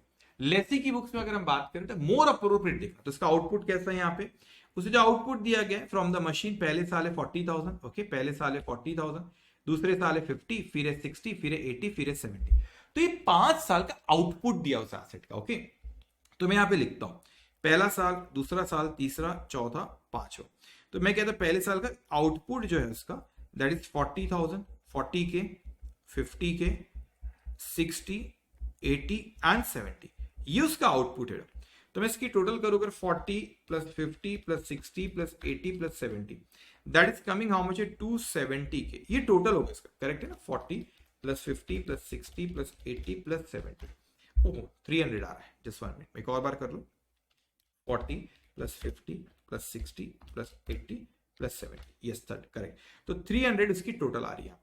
तो ये एक्चुअल आउटपुट उसका हमने expected output for the next 5 years है। ओके, अब वो हमसे कहता है, मगर यहाँ पे हमसे कहते हैं स्ट्रेट लाइन बेसिस पे ही इन द, ओके वो कहते हैं 5 ईयर्स का दिया straight line basis, line depreciation हो गया एसएलएम बेसिस, ठीक है, in proportion of the output is considered appropriate. Okay, तो SLM in the proportion of output क्या, तो वो क्या उस पर आता है डेप्रिसिएशन पे बाद में।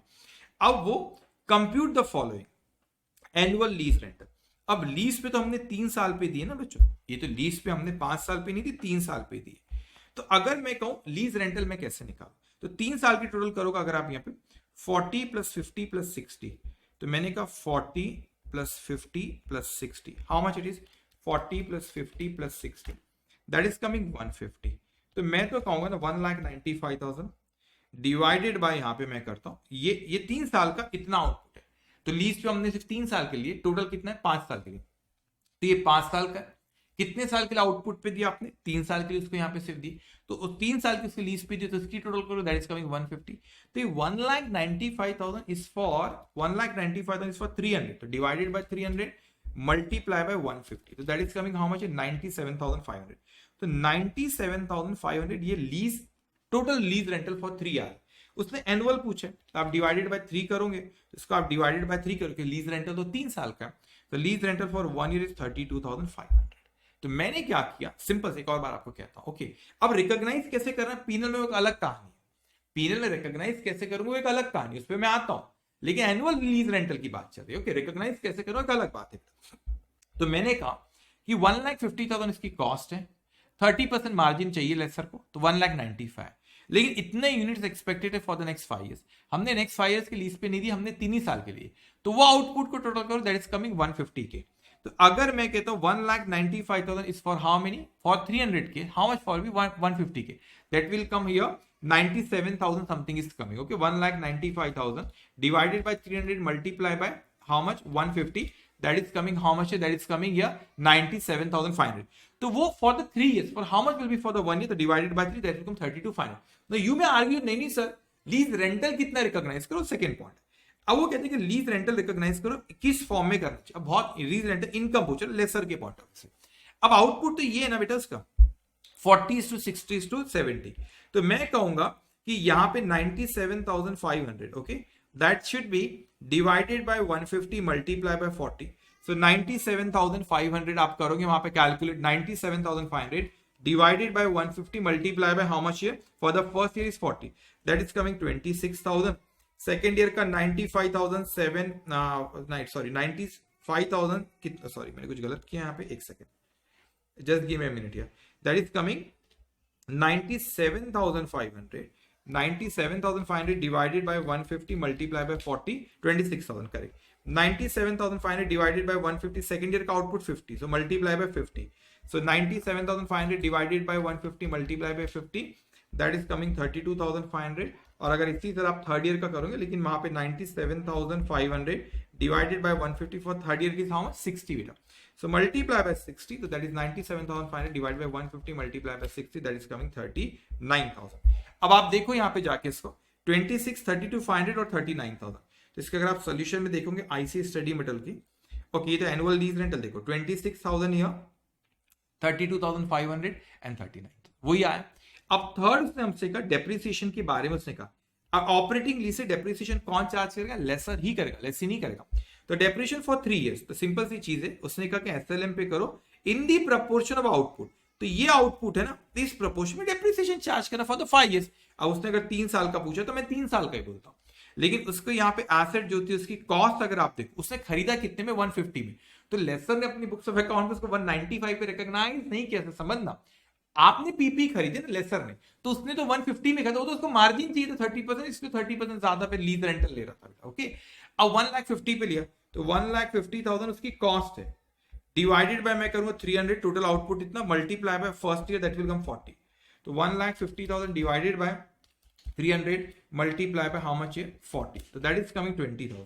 तो ये कितना है आपका यहाँ पे, दैट इज कमिंग 20,000, तो ये फर्स्ट ईयर का 20, अब सेकंड ईयर का प्रपोर्शन लोगे, that will come 20, for third year का 30, तो ये प्रपोर्शन 20, 25, 30 कैसे है आपका, तो इस प्रपोर्शन में सेकंड ईयर का बोलूंगा तो I will multiply by divide by 300 multiply by 50, third year divide by 300 multiply by 60, तो अमाउंट हमारा आ जाएगा, इतना सिंपल। तो कुछ है इस accounting standard, lease lease lease करते कुछ नहीं, तो बच्चों का है अकाउंटिंग स्टैंडर्ड। ओके, अब उसके बाद आएंगे आप लोग इलस्ट्रेशन नंबर 12 पे, जो आईसी स्टडी मेटल का। Okay, come to illustration number 12 भी करेंगे, फिर 13 भी करते हैं, फिर 14 क्या, उस पर मैं आगे आता हूँ। अब हमसे यहाँ पे कहते हैं कि lessee limited to acquire a machine on lease from the lessor, the fair value being, तो उसने यहाँ पे लेसी ने यहाँ पे लिया लेसर से, उसकी फेयर वैल्यू यहाँ पे दे रखा है, that is how much is fair value, that is 7 lakh rupees is fair value. Okay, अब हमसे आगे यहाँ पे कहता है that the economic life of machine as well as the lease term is how many years बेटा, 3 ईयर। उसकी lease यहाँ पे उसकी इकोनॉमिक लाइफ भी उतनी है और लीज भी उतनी है, उसकी लाइफ भी उतनी है और लीज पे भी 3 साल के लिए दिया गया। नाउ वो हमसे कहते हैं यहाँ पे eight the end of the, मतलब ये तो फाइनेंस लीज हो गई ना, मेजर लाइफ तो उसी को दे दी, पूरी दे दी है।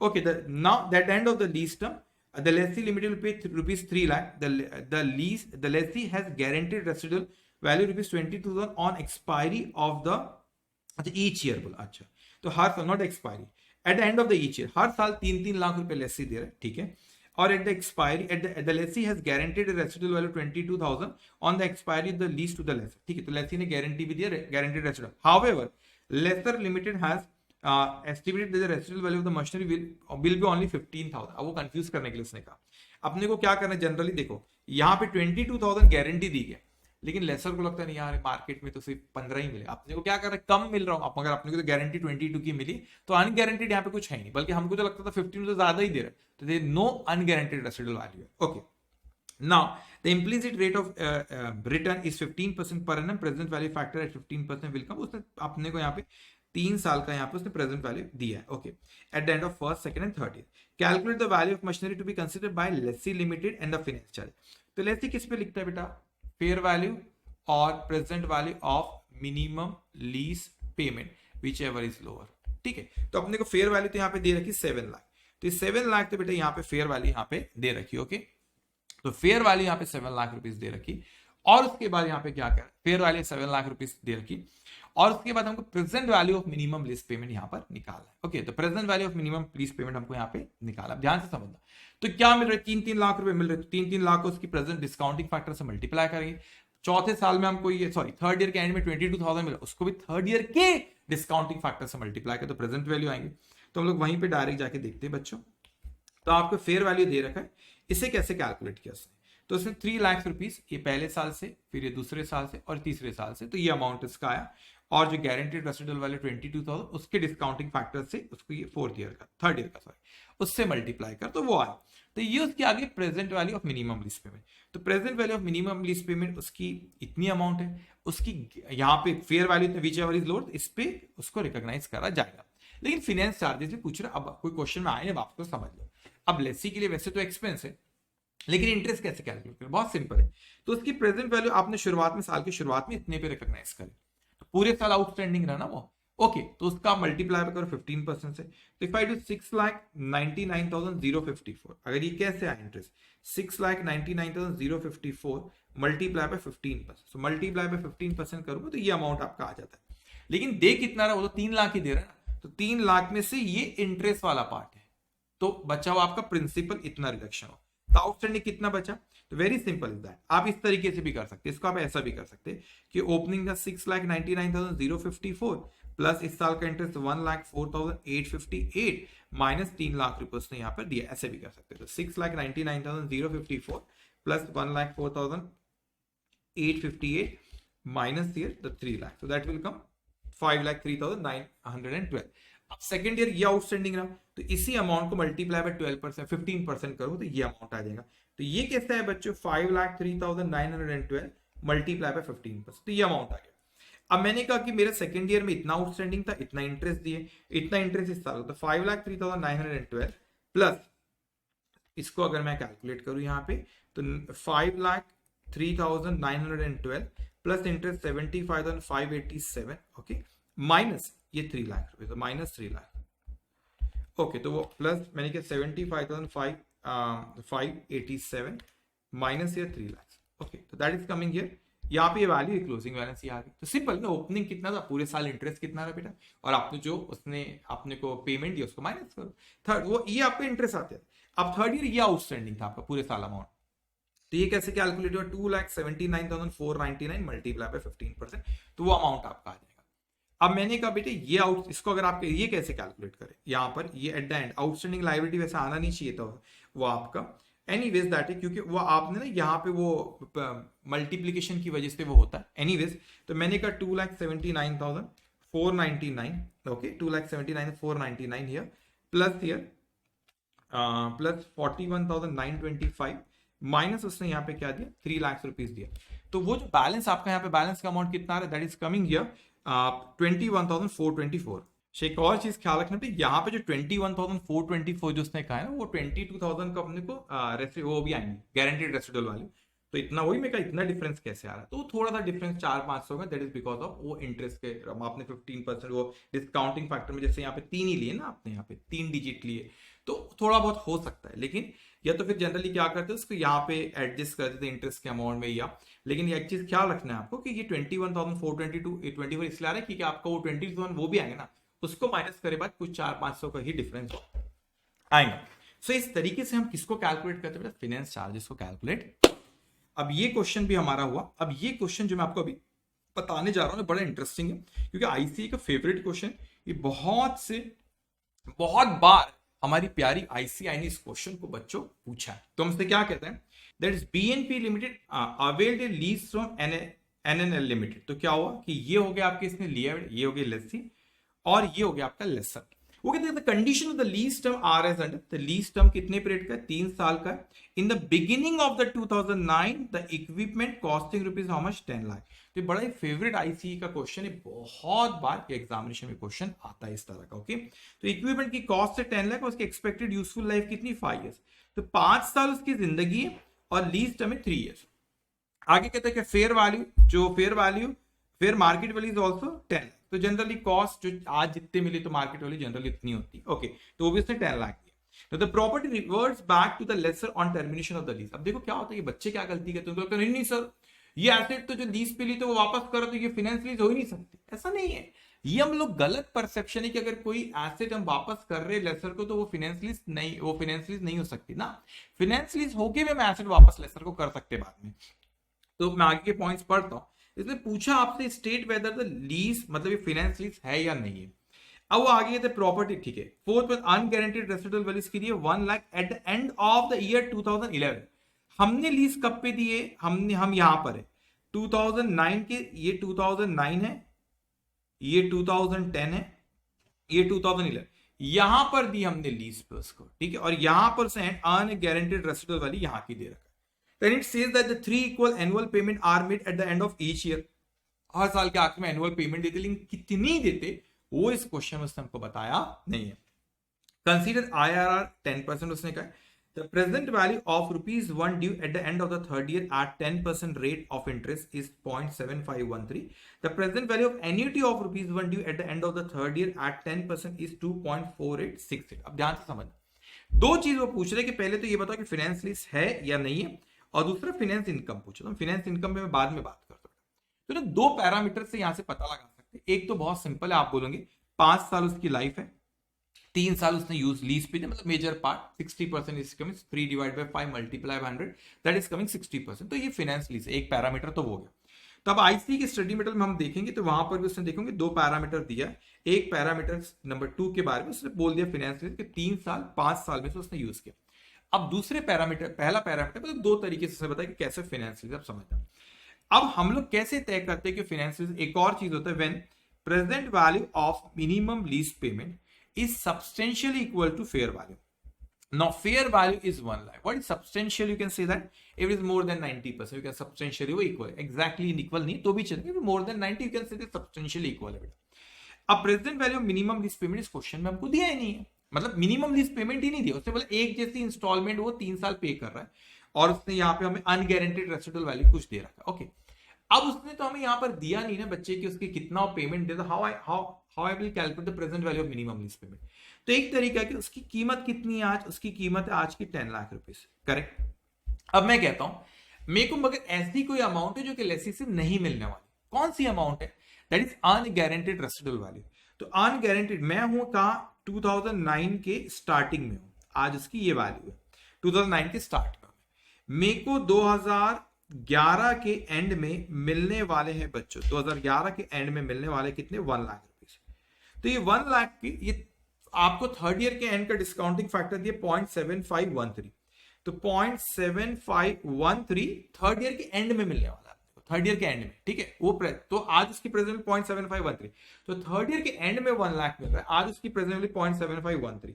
तो मैं कहता हूं 1 लाख मल्टीप्लाई 0.7513 मैं करूं, 1 लाख मल्टीप्लाई 0.7513 मैं करूं, दैट इज कमिंग 75,130। तो ये तो मिनिमम लीज पेमेंट का हिस्सा है ही नहीं। आप बोलेंगे क्यों, क्योंकि ये अनगारंटेड रेसिडुअल वैल्यू है और वो हम मिनिमम लीज पेमेंट का हिस्सा, यू नो इट।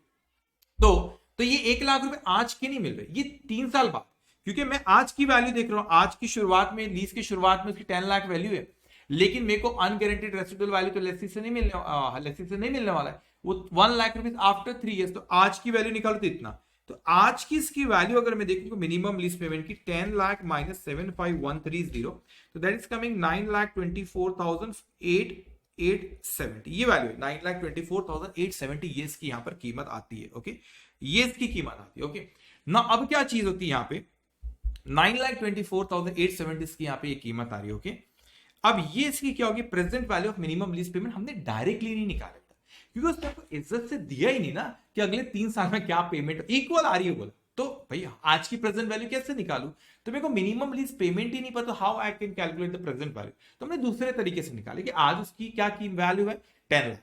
तो मैंने कहा लेकिन मेरे को लेसी से unguaranteed residual value is not a part of minimum lease payment, वो लेसी से नहीं आएगा। तो उसको वो आज की वैल्यू नहीं दी, वो अनगारंटेड रेसिडुअल वैल्यू भी 3 साल के बाद की थी, तो उसकी प्रेजेंट वैल्यू हमने निकाले। और क्या करे बच्चों, यहाँ पे उसको अपन ने माइनस करे, तो ये कीमत हमारी यहाँ पर ही आ जाती है। तो हम इतना हमको एलएससी से जो ले रहे हैं उसकी आज की प्रेजेंट वैल्यू, तो ये सब्सटेंशियली इक्वल है भाई। ये present value minimum lease payment is coming 9,24,870 और 10 लाख उसकी 1 लाख मैंने यहाँ पे 10 लाख उसकी यहाँ पे कीमत है। ओके 10 लाख, ओके तो 10 लाख उसकी यहाँ पे फेयर वैल्यू। तो मैंने कहा सब्सटेंशियली इक्वल है, तो ये 92% हो जा रहा है। 9,24,000 divided by 10 lakh that is coming around 92.48%। तो वो भी आपकी फाइनेंस लीज है आपकी, ठीक है। तो ये इसलिए फाइनेंस, एक और चीज बोला फाइनेंस इनकम। तो how we calculate finance income, very simple is that here gross investment minus present value of minimum lease pay, gross investment minus present value of gross investment. तो ग्रॉस इन्वेस्टमेंट कितना हो गया आपका, what is gross investment minimum lease payment. तो हर अच्छा एक और चीज आपको मैं कहूंगा कि 9,24,870 आज की प्रेजेंट वैल्यू था, तो 3 साल का उसने एन्युटी आपको यहाँ पे दे रखा है, दैट इज 2.4868 2.4868। तो ये क्वेश्चन थोड़ा रिवर्स हो जाता है। हम क्या होता है कि मिनिमम लीज पेमेंट देता है उससे प्रेजेंट वैल्यू निकालते हैं, प्रेजेंट वैल्यू से अपन मिनिमम लीज पेमेंट एनुअल पे जा रहे हैं। तो यहाँ पे करोगे तो 924,870 डिवाइडेड बाय 2.4868 का आप करोगे दैट इज कमिंग 371,911 कुछ आएगा। ओके तो 3 ये आपका है ये इतना। अब हर साल इतना हमको एनुअल रेंट दे रहा है, मल्टीप्लाई बाय 3, तो ये इसका मिनिमम लीज पेमेंट दिया गया। एड अनगारंटेड रेसिडुअल वो 1 लाख है, तो ये ग्रॉस इन्वेस्टमेंट हो गया। अब इसकी प्रेजेंट वैल्यू, इसकी प्रेजेंट वैल्यू आप निकालो, जस्ट 1, इसकी प्रेजेंट वैल्यू आप निकालोगे, ये 1 लाख की प्रेजेंट वैल्यू और इसकी, तो 1 लाख की प्रेजेंट वैल्यू ये होगी और ये 11 लाख जो भी इसकी प्रेजेंट वैल्यू आपने ये निकाली 9,24,870 ये हो गया बेटा। तो वो टोटल ये प्रेजेंट वैल्यू इसकी होगी। तो आपने present value of net gross investment निकाली और ग्रॉस इन्वेस्टमेंट जो डिफरेंस है दैट इज फाइनेंस इनकम। तो basically gross investment minus present value of gross investment. हम देखिए what is gross investment, what is gross investment? Gross investment is a minimum lease payment plus unguaranteed residual. What is net investment? Present value of minimum lease payment and present value of unguaranteed residual value वो हो गया। तो उसका आपने difference is what finance income. Simple, जिसकी practice थोड़ा सा करना, ये आईसीए बहुत बारे क्वेश्चन बच्चों पूछता है। अब एक आखिरी कंसेप्ट जो मुझे आपसे बात करना है, दो concept sale and lease back और लेसर मैन्युफैक्चर पे क्वेश्चन आता है, लेकिन वो कंसेप्ट भी हम रिवाइज करेंगे बेटा। तो एक कंसेप्ट है सेल एंड लीज बैक। अब इस चीज को अच्छे से समझना कि भाई हमने कोई चीज सेल करे और वापस लीज पे ले ली, अब ना मैनिपुलेशन के चांसेस है, तो मैं यहाँ पे इससे एक्सप्लेन करता हूँ। फॉर एग्जाम्पल ये लेसर था, मिस्टर ए, उसने नॉट लेसर, उससे एक मिस्टर ए था, उसने अपने एसेट को बेचा मिस्टर बी को, तो मिस्टर बी परचेजर हो गया और ये सेलर हो गया, और वापस मिस्टर बी ने वही एसेट वापस ए को दे दिया लीज पे, तो ये लेसी हो गया। तो सेल और लीज बैक, सेल किया और वापस लिया, तो किसका एप्लीकेबल, किसके पॉइंट ऑफ व्यू से बात करें अपन, मिस्टर ए की, जिसने सेल किया और लीज बैक करा। तो ये अपनी बुक्स में कैसी अकाउंटिंग है ना उसके बारे में चर्चा करना। तो treatment of sale and lease back, तो 3 सिचुएशन यहाँ पे एक है कि फाइनेंस लीज है तो क्या, तो और फिर ऑपरेटिंग लीज पे आता। तो मैं जिसने सेल किया और लीज बैक किया उसके पॉइंट ऑफ व्यू से बात करें तो वो लेसी हो गया क्योंकि उसने लिया है एसेट लीज पे। ओके, तो अगर वो फाइनेंस लीज है तो कहते हैं कि प्रॉफिट और loss on sale should be deferred and right of in the ratio of depreciation over lease period, bank account debit, asset will be credit, deferred will be credit. आप बोलिए sir क्या है, तो हम एग्जांपल के through फट से revise कराता हूं। सपोज बुक वैल्यू एसेट की थी 1 लाख और उसकी सेल वैल्यू हमने जब बेचे, अपन सब अभी बन जाते हैं मिस्टर है, हमने जब बेचे हमने 20 लाख में बेचे। अब बोले ओ वाह वाह वाह 19 लाख का प्रॉफिट, अरे भाई अब मैंने कहा बैंक अकाउंट डेबिट क्योंकि 20 लाख है, एसेट मेरे पास से गई 1 लाख, तो एसेट को मैंने क्रेडिट किया बेटा 1 लाख से, और ये पीएनएल में ना जाए, इसको बोलते डेफर्ड करो। अब लॉजिक मैं आपको बताता हूँ क्यों इसको डेफर्ड करना है। तो मैंने यहाँ पे डेफर्ड अकाउंट को क्रेडिट किया, अब लॉजिक भी आपको बताऊंगा क्यों ऐसा किया। अब अपने वापस लीज से उसको ली, सपोज अपने वापस लिए लीज पे 20 लाख पे, तो asset account debit to lessor account. अब मैंने तो फाइनेंस लीज से डेप्रिसिएशन मैं चार्ज करूंगा, ठीक है, हमने लेस ही करेगा, तो depreciation account debit to asset account, तो हमने यहाँ पे 20 लाख का 10% दैट इज कमिंग 2 लाख, तो हमने पीएनएल में डेप्रिसिएशन लेके 2 लाख का। अब इसी प्रपोर्शन में 10% डेप्रिसिएशन चार्ज करें ना हमने, 10% डेफर्ड को भी पीएनएल में लेके जाओ, तो डेफर्ड को आपने बच्चे यहाँ पे क्रेडिट करें, तो deferred account debited to PNL, तो deferred account debit to PNL, तो 19 लाख हमने डेफर्ड किए, तो प्रॉफिट को उसका 10% 1.9 आ रहा है, तो मैंने यहाँ पे in the form of depreciation कितना लेके गया बेटा, in the form of depreciation मैंने लेकर गया यहाँ पे 2 लाख रुपीज, ओके 2 लाख लेकर गया मैंने यहाँ पे, और मैं कहूंगा यहाँ पर उसके 1.9 तो मैंने पीएनएल को डेबिट किया in the form of depreciation 2 lakh मैंने यहाँ पे किया, और पीएनएल को क्रेडिट किया, जो डेफर्ड को कैंसिल किया 1.9 से, तो 2 माइनस 1.9 नेट इफेक्ट पीएनएल में कितना गया 0.1 है ना, 0.1 गया। अब आप खुद सोचो उसकी बुक वैल्यू कितनी थी 1 का 10% करो दैट विल बिकम 0.1। तो लॉजिकली देखा जाए जो आप मैनिपुलेट कर रहे हो अपने इनकम स्टेटमेंट को, तो आप 20 लाख और 19 लाख का प्रॉफिट बता रहे हो, वापस एसेट भी ले रहे हो, चालाकी मत करो, प्रॉफिट भी बढ़ा दे रहे हो अपना, तो बोले ऐसा मैनिपुलेट ना करो, लीज बैक करो आपने, तो यहाँ पर उसको डेफर्ड करो और फाइनेंस लीज, और आप क्या करो in the proportion of depreciation we are going to transfer deferred to PNL को, नेट इफेक्ट उतना ही आएगा जितनी वैल्यू पहले थी उतना नेट इफेक्ट आ जाएगा, डेप्रिसिएशन जितना लगना चाहिए डायमीटर से उतना ही डेप्रिसिएशन पीएनएल को रिफ्लेक्ट हो रहा है। Okay done. अब इसके बाद ये हमारा किस, तो ये वाली एंट्री वहां पे लिखी bank account debit to asset to deferred, okay तो bank account debit to asset to deferred in the same proportion of depreciation that this deferred account will transfer to PNL account. अब आता है यहाँ पे operating lease क्या हुआ, तो उसमें बच्चों 3 सिचुएशन होती है। एग्जांपल 2 इसमें sale value is equal to fair value, अब वो कहते हैं कि इसको इमीडिएटली पीएनएल में रिकॉग्नाइज करो, इसका लॉजिक क्या है मैं आपको एग्जांपल कहूं बेटा, तो वो कहते हैं कि sale value is equal to fair value. अब इसका एग्जांपल आपने अच्छे से समझना बेटा, वो हमसे कहता है कि यहाँ पे सेल वैल्यू जो थी is equal to fair value, तो सेल सपोज था 20 लाख मैंने किया और एक्चुअली उसकी कीमत भी मार्केट में 20 लाख है, तो सपोज बुक वैल्यू था 1 लाख, मैंने उसको 20 लाख में बेचा और मार्केट में भी कीमत 20 lakh, operating lease finance lease भूल जाओ, ऑपरेटिंग लीज की बात करें तो भाई मैंने तो यहाँ पे सेल किया फिर लीज बैक किया, लेकिन जब सेल किया तो जेन्युइन प्रॉफिट, आप बोलेंगे सर कैसे जेन्युइन प्रॉफिट है, 1 लाख की चीज 1 लाख की चीज we are selling at 20 lakh, is it a genuine profit? I say yes, because I sold at 20 lakh and the fair value is also 20 lakh, जो मार्केट में कीमत उतने में ही बेचा ना, तो मैंने जेन्युइन प्रॉफिट है, तो I will say bank account debit to asset account to PNL, immediately मैं उसको पीएनएल में रिकॉग्नाइज कर दे, इसीलिए आपसे कहता है कि इमीडिएटली उसको पीएनएल में रिकॉग्नाइज कर दो।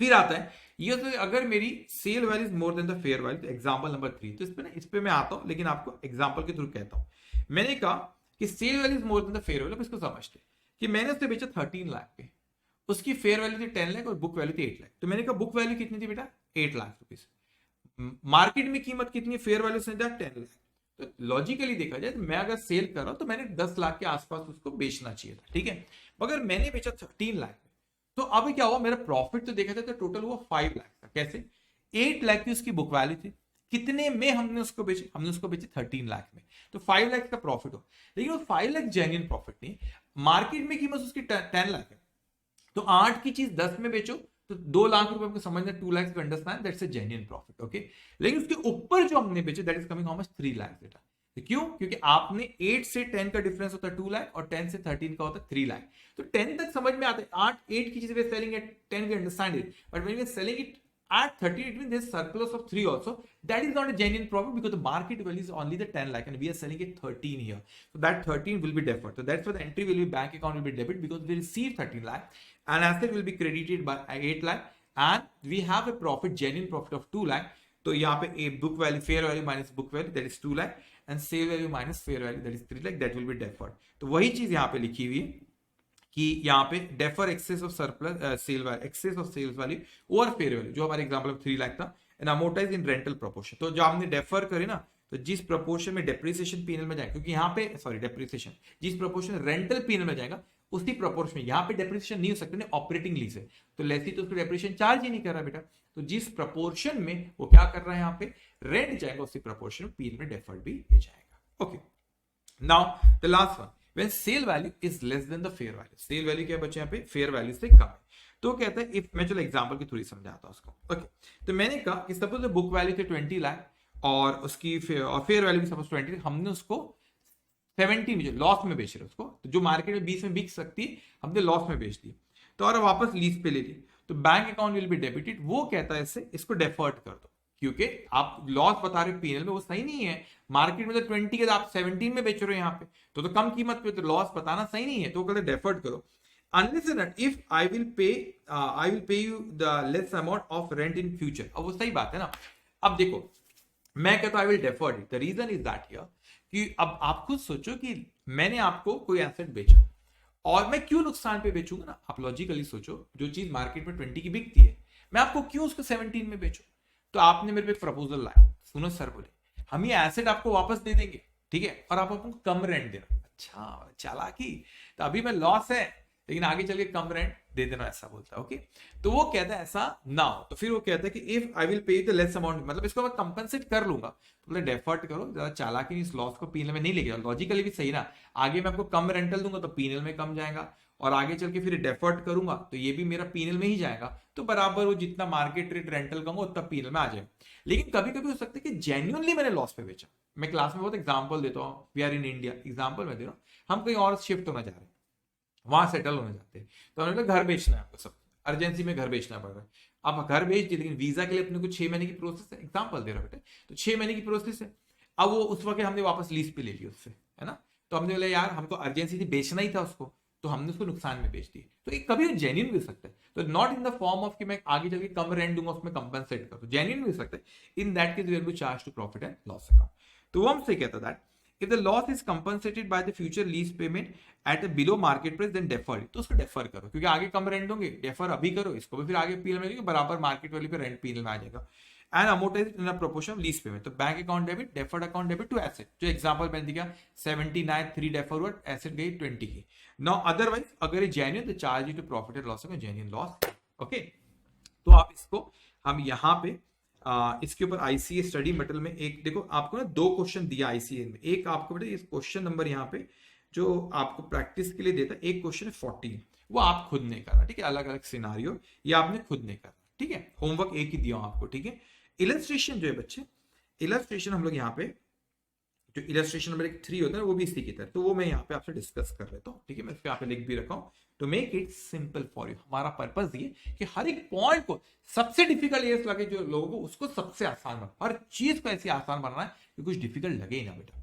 अब देखो क्या कहता है, A limited sold machinery having WD, मतलब उसकी book value 40 lakh to be limited for ₹50, तो मतलब ए ने बी को बेचा, जो जिसकी कीमत थी 40, उसे कितने में बेचा, 50 में, and the same machinery was lease back by B ने फिर वापस ए को दे दिया, the lease back is operating lease से, तो वो 3 सिचुएशन में से कोई, तो पहला आपको कहता है कि सेल वैल्यू, देखो sale value of ₹50 lakh is equal to fair value, तो उसकी सेल वैल्यू जो थी हमने उसको बेचे भी 50 लाख में और सपोज फेयर वैल्यू भी 50 लाख की, तो इक्वल इक्वल वाला है, तो ये तो कोई चिंता बात नहीं, मार्केट में भी 50 लाख की बेटा हमने बेचे भी 50, तो जेन्युइन प्रॉफिट है। तो ये जो आपका 40 की चीज 50 में बेचे हमने, मार्केट में भी 50 की, मतलब हमने बेचे भी 50 में, तो यहां पर हम क्या करेंगे, पहला वाला केस है, ये पहला वाला केस है, तो जेन्युइन प्रॉफिट है, तो हम उससे कहां लेके चलेंगे, प्रॉफिट एंड लॉस अकाउंट, इसलिए 10 लाख के प्रॉफिट को पीएनएल में लेके, बी और सी पे मैं आ रहा 2 में। अब वो कहता है if fair value is ₹40 lakh और सेल करें हमने 50 पे, तो अब मेरे को बताओ, ये यहां पर हमारी फेयर वैल्यू मार्केट में इसकी कीमत थी 40 लाख, बुक वैल्यू भी 40, फेयर वैल्यू भी 40, मार्केट 40, मगर हमने बेचे 50। अब यहां गड़बड़, जिसकी बुक वैल्यू 40 है और मार्केट भी 40, तो जेन्युइनली देखा जाए तो कोई प्रॉफिट ही नहीं होना चाहिए, तो 40 की चीज मार्केट में 40 की, मतलब 40 में बिकना चाहिए था, हमने उसे कितने में बेचे, 50, it mean we made a profit of 10 lakh, तो that is not a genuine profit, क्योंकि मार्केट में 40 की मतलब फेयर वैल्यू 40 लाख, हमने कितने में बेचे, 50 में, तो we made a profit of 10 lakh which is not a genuine, क्योंकि मार्केट में 40 की मतलब हमने 50 में बेचे, तो इसलिए हम उसको डेफर कर दिए पूरे 10 लाख को।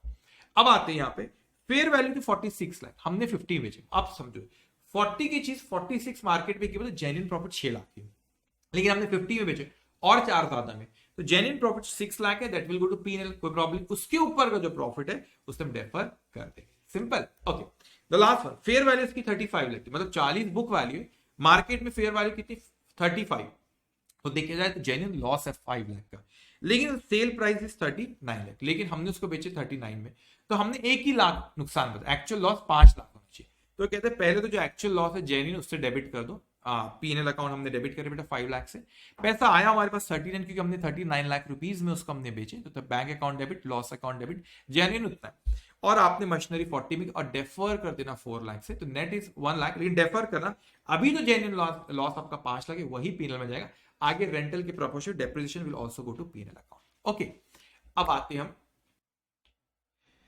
नाउ बी पॉइंट, तो क्या कह रहे थे, फेयर वैल्यू इस कितनी 60 लाख की, मगर हमने के उसको बुक वैल्यू कितनी थी 40, हमने कितने बेचे 50 में, तो 10 लाख हमारा प्रॉफिट, और 10 का 50 में बेचे, that will go to profit and loss account. लेकिन वो कहता है अगर फेयर वैल्यू 45 और हमने कितने में बेचे उसको 38, मतलब फेयर वैल्यू से आप कम में बेच रहे हो, तो वो कहते हैं 2 लाख रुपीज का 40 लाख रुपए हमारी बुक वाली, हम उसको 38 में बेच रहे, तो 2 lakh rupees will be charge to PNL if not compensated. वो आपको एग्जांपल ही, हम कहीं और शिफ्ट हो रहे, तो आपने 40 की चीज 38 में बेची बेटा, तो एक्चुअल में फेयर वैल्यू 45 था, तो 2 लाख का नुकसान हुआ, हमने नुकसान में बेच दिया उसको। ओके, तो यहां पर भी हम कहेंगे हमने उसको यहाँ पे 10 लाख की प्रॉफिट बताया पे, बल्कि 20 था होना चाहिए था आगे, क्योंकि 40 की चीज 60 में बेची 20, मगर हम 10 लाख की माने, हम ये माने कि आगे in the form of rent it will not be compensated. यहां तक एक्चुअल लॉस हो गया, तो मार्केट में 45 हमने 38 में बेचे, बुक वैल्यू 40, 2 लाख का लॉस हो गया, तो वी विल यही देंगे कि हम जो है 2 लाख रुपीज के लॉस को पीएल में रिकॉग्नाइज कर दो इमीडिएटली,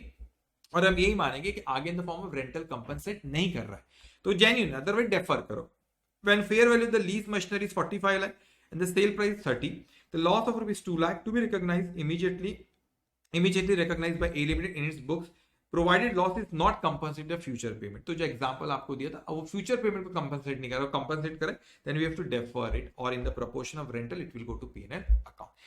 तो इसको आपने अच्छे से करना, कभी एग्जाम में हो सकता है कि वो 4 या 5 नंबर का है, पूछ ले बेटा। ओके, अब एक लास्ट चीज, ओके, इस पे अगले बैच में क्वेश्चन भी करते, लेकिन आपको समझा देगा कंसेप्ट में कि मैन्युफैक्चरर लेसर क्या होता है। अब एक लेसर है, अब क्या हो रहा है कि वो मैन्युफैक्चर है, उसने मैन्युफैक्चर करा, और वो जो एक्चुअल में कार जब मार्केट में बेचता है तो वो 20 लाख रुपीज में बेचता है। मगर फॉर एग्जाम्पल आप मेरे पास है, आपने बोले कि सर कार चाहिए, ठीक है लेके जाओ, आपने बोले कि नहीं सर आज पैसे नहीं दे पाऊंगा, अच्छा आज पैसे नहीं दे पाओगे, तो मैंने कहा उसके 6 लाख की है, आपको पर एनम देना 5 साल तक देना 30 लाख 30 लाख रुपए, I will take it from, तो मैंने कहा आपसे 30 लाख रुपीज मैं आपसे लूंगा। कितने की थी बच्चों? 6 लाख पर एनम ले लो, 5 साल तक 30 लाख, और एक्चुअल में मेरे को उसकी कॉस्ट जो आई ना, वो मेरे को आई, सपोज यहाँ पे मैं कहता हूँ कॉस्ट इज 16 लाख, मेरे को बनाने में कार को 16 लाख रुपए का खर्चा हुआ, तो मैं कहूंगा भाई मेरा तो प्रॉफिट यहाँ पे 14 लाख का हो गया, इफ द सेल, मैंने आपको कोई चीज बेचा 30 में, उसकी कॉस्ट मेरे को जिसकी 16 आई, तो मेरा तो प्रॉफिट 14, लेकिन this 14 lakh will not take it to PNL. I tell you why, भाई अगर मैं नॉर्मल मार्केट में अगर बेचू ना, तो मैं 20 लाख में बेचता हूँ और कॉस्ट तो सेम ही रहेगी 16, तो नॉर्मल प्रॉफिट जब मैं कार बेचता हूँ तो 4 लाख का प्रॉफिट है, 20 में बेचता हूँ और 4 लाख 16 मेरी कॉस्ट है, तो 4 लाख मेरा प्रॉफिट हो जाता है। लेकिन जो आपको जब बेचा मैंने 20 में नहीं बेचा, आपको 30 में बेचा, क्योंकि आज आप पैसे नहीं दे रहे हो, तो मैंने यहाँ पे आपके केस में नॉर्मली जो मैं 4 लाख प्रॉफिट कमाता हूँ, आपके केस में 4 लाख नहीं, मैंने 14 लाख प्रॉफिट कमाया क्योंकि 30 में बेचा बेटा, तो जेन्युइन प्रॉफिट तो मेरा 4 lakh, that I take PNL, मतलब नॉर्मल सेल ऑफ रेवेन्यू जो होता है, रेवेन्यू आपने सॉरी सेल ऑफ गुड्स जो होता है नॉर्मल, मैंने कार का मैन्युफैक्चरर में, तो मैं वो बेचता तो 4 लाख कमाता हूँ, मैं 4 लाख पीएनएल में ले लूंगा। लेकिन जो 10 लाख ऊपर की दैट इज फाइनेंस, वो इंटरेस्ट है, इंटरेस्ट, ओके, क्योंकि आप लेट पेमेंट करो तो उस पर इंटरेस्ट चार्ज करिए, तो सेलिंग प्रॉफिट आप इमीडिएटली से रिकॉग्नाइज करो पीएनएल में, और जो दूसरा प्रॉफिट है आपका 10 lakh financing, it will be recognise over the period of the life of the वो जो आपकी लीज के पीरियड में जो आप पेमेंट करें। तो what is the selling profit? Sale minus cost of sale. तो मैं सिंपलीफाई कर रहा हूं, what is sale? The lower of fair value present value of minimum lease payment is sale. What is cost? The cost is the cost of goods minus present value of unguaranteed residual value. अब बच्चे confuse होते हैं कि sir cost में से आपने present value of unguaranteed residual value क्यों minus करें? क्योंकि सेल में से fair value present value minimum lease payment क्या, तो present value minimum lease payment unguaranteed residual value नहीं आता, तो सेल वैल्यू में नहीं ले रहे अगर अनगारंटीड रेसिडुअल वैल्यू वाला पोर्शन, तो फिर कॉस्ट में भी क्यों ले रहे? तो उसको बनाने के लिए मतलब पैरेलल सेम प्लेटफॉर्म पे लाने के लिए यहां पर भी माइनस करा जाता है। अपनी स्टेप्स ख्याल रखना, तो अगर एग्जाम में कभी आ गया तो ख्याल रखना sale minus cost of sale, what is sale? Present value of minimum lease payment, और fair value what is cost of sale, what is cost of sale, cost of goods minus present value unguaranteed residual value. तो ये आपको immediately इसको recognise करो, बचा हुआ that mean the form of finance income over the period of life of the lease term जो उसको recognise करेंगे।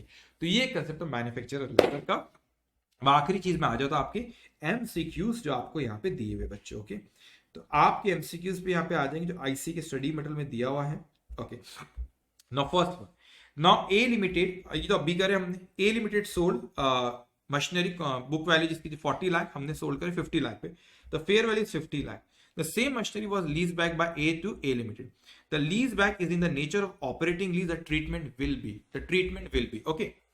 तो हमारी कितने की थी? 40 लाख रुपीस की थी, और 50 लाख रुपीस पे यहाँ पे हमने उसको दी।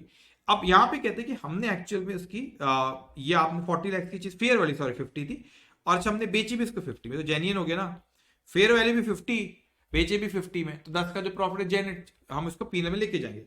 ए लिमिटेड शुड अमोर्टाइज नहीं करेंगे, A Limited should recognize, yes, recognize P&L, ये हो गया।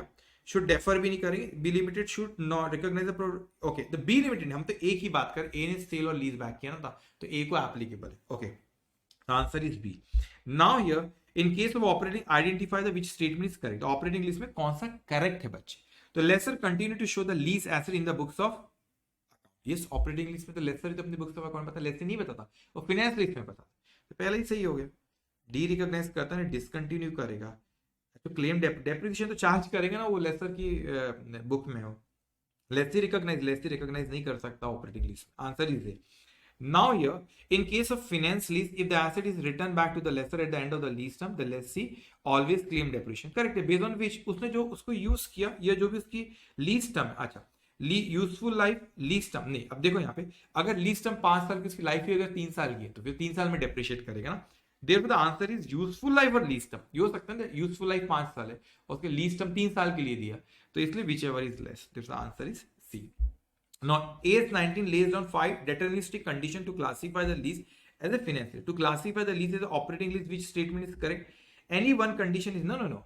उसमें से आप any one condition fail बोला, अगर any one condition pass बोलता तो मैं बोलता कोई भी एक condition fulfill हो गई तो वो आपकी finance lease कहलाती। अच्छा उसने आपसे क्या we to classify the lease as an operating lease बोल रहा है। ओके, तो यहाँ पे कहते हैं any one condition fail नहीं, majority of नहीं, ऑल 5 कंडीशन फेल होने चाहिए। देखो आप समझो इसको, थोड़ा उसमें घुमा के पूछे, बच्चे इसमें कंफ्यूज हो, उसने बोला ऑपरेटिंग लीज कब बोलूंगी और करेक्ट कौन सा, तो मैं पहले बोलता हूँ कि फाइनेंस लीज कब बोलूंगा, तो फिर उसका रिवर्स आपको समझ, फाइनेंस लीज जब बोलूंगा पांचों में से कोई भी एक भी कंडीशन फुलफिल हो जाए तो मैं उसका फाइनेंस लीज बोलूंगा, पांचों की 5 कंडीशन फुलफिल ना हो, फेल हो जाती तो ही उसको ऑपरेटिंग बोल पाऊंगा ना। रिवर्स पूछा, पांचों में से एक भी कंडीशन फुलफिल हो गई तो उसको क्या बोलते थे अपन, फाइनेंस, पांचों की 5 फुलफिल नहीं हुई तो उसे क्या बोलेंगे, ऑपरेटिंग। तो इसलिए आपका थर्ड आंसर है कि पांचों की 5 वो फुलफिल नहीं, क्योंकि एक भी फुलफिल होगी तो फाइनेंस हो गई ना बेटा, तो रिवर्स करो, एक भी फुलफिल होगी तो फाइनेंस हो गई और एक भी फुलफिल अगर नहीं हुई तो ऑपरेटिंग हो गई। ठीक है, तो ऑल 5 अगर एक भी फुलफिल होगी तो मैं तो उसको फाइनेंस लीज बोल दूंगा ना, तो पांचों की 5 फुलफिल होना नहीं चाहिए, इसीलिए वो आपकी जब उसको ऑपरेटिंग लीज कहेंगे। Now the basis of classification of lease is control in risk and reward, आपका रिस्क एंड रिवॉर्ड हो ना, रिस्क एंड रिवॉर्ड ट्रांसफर, तो we call it finance lease, उससे क्लासिफाई करते हैं फाइनेंस लीज के operating lease, both control and नहीं control both reward वो रिस्क एंड रिवॉर्ड। ओके, तो इसी के साथ यहां पे हमारा अकाउंटिंग स्टैंडर्ड 19 जिसको बहुत डिफिकल्ट कहते थे बच्चों, वो हमारे यहाँ पे खत्म होता है। तो यहाँ पे हमने रिविजन का किया, आईसी स्टैंडर्ड के सारे क्वेश्चन हमने कवर करे बच्चों, और अच्छे से दिल लगा के मेहनत करना, और ये समय बहुत बहुत बहुत इंपॉर्टेंट है बेटा। और बड़ी इंपॉर्टेंट चीज मैं आपसे कहना चाहता हूँ, ऐसे बहुत सी चीजें कहना चाहता हूँ, लेकिन आज स्पेशली मैं जो चाह रहा हूँ बेटा कि आप अपने आप को अफेक्ट मत होने देना, किसी ने आपको अगर कुछ कहा तो please you have to concentrate on study. मुझे पता है कि फैमिली में जेन्युइनली करे कुछ लोग ऐसे होते हैं जो भी कुछ बुरा बोल देंगे, या आपके पेरेंट्स को भी, आई फील दैट, क्योंकि पेरेंट्स को कभी कोई बुरा बोल देगा, ऐसे तुम्हारे बच्चे जो डोमिनेटिंग नेचर के होते हैं, they dominate to your parents, sometime it might happen, हो सकता है ना करते हो लेकिन कभी ऐसा होता है, तो आपको ना बड़ा अफेक्ट कर जाती है चीजें हम पे। Just focus on yourself, trust me, सिर्फ आपको एक करना है, किसी ने आप पे डाउट किया, नीचे मुंडी करके सिर्फ पढ़ाई करना, किसी ने कुछ बोला इग्नोर करो, just you have to focus your result, your answer, आपका रिजल्ट जो आएगा वही जवाब रहेगा, जस्ट फोकस है। ओके, सो AS19 बहुत अच्छे से हमने यहाँ पे रिवाइज कर लिए बच्चों। अब जल्दी से आपने जहां से भी रेगुलर बैच करे उसके क्वेश्चन करना, फटाफट सब आपको हो जाएंगे। Okay, so that is for today. Take care all of you. Bye bye.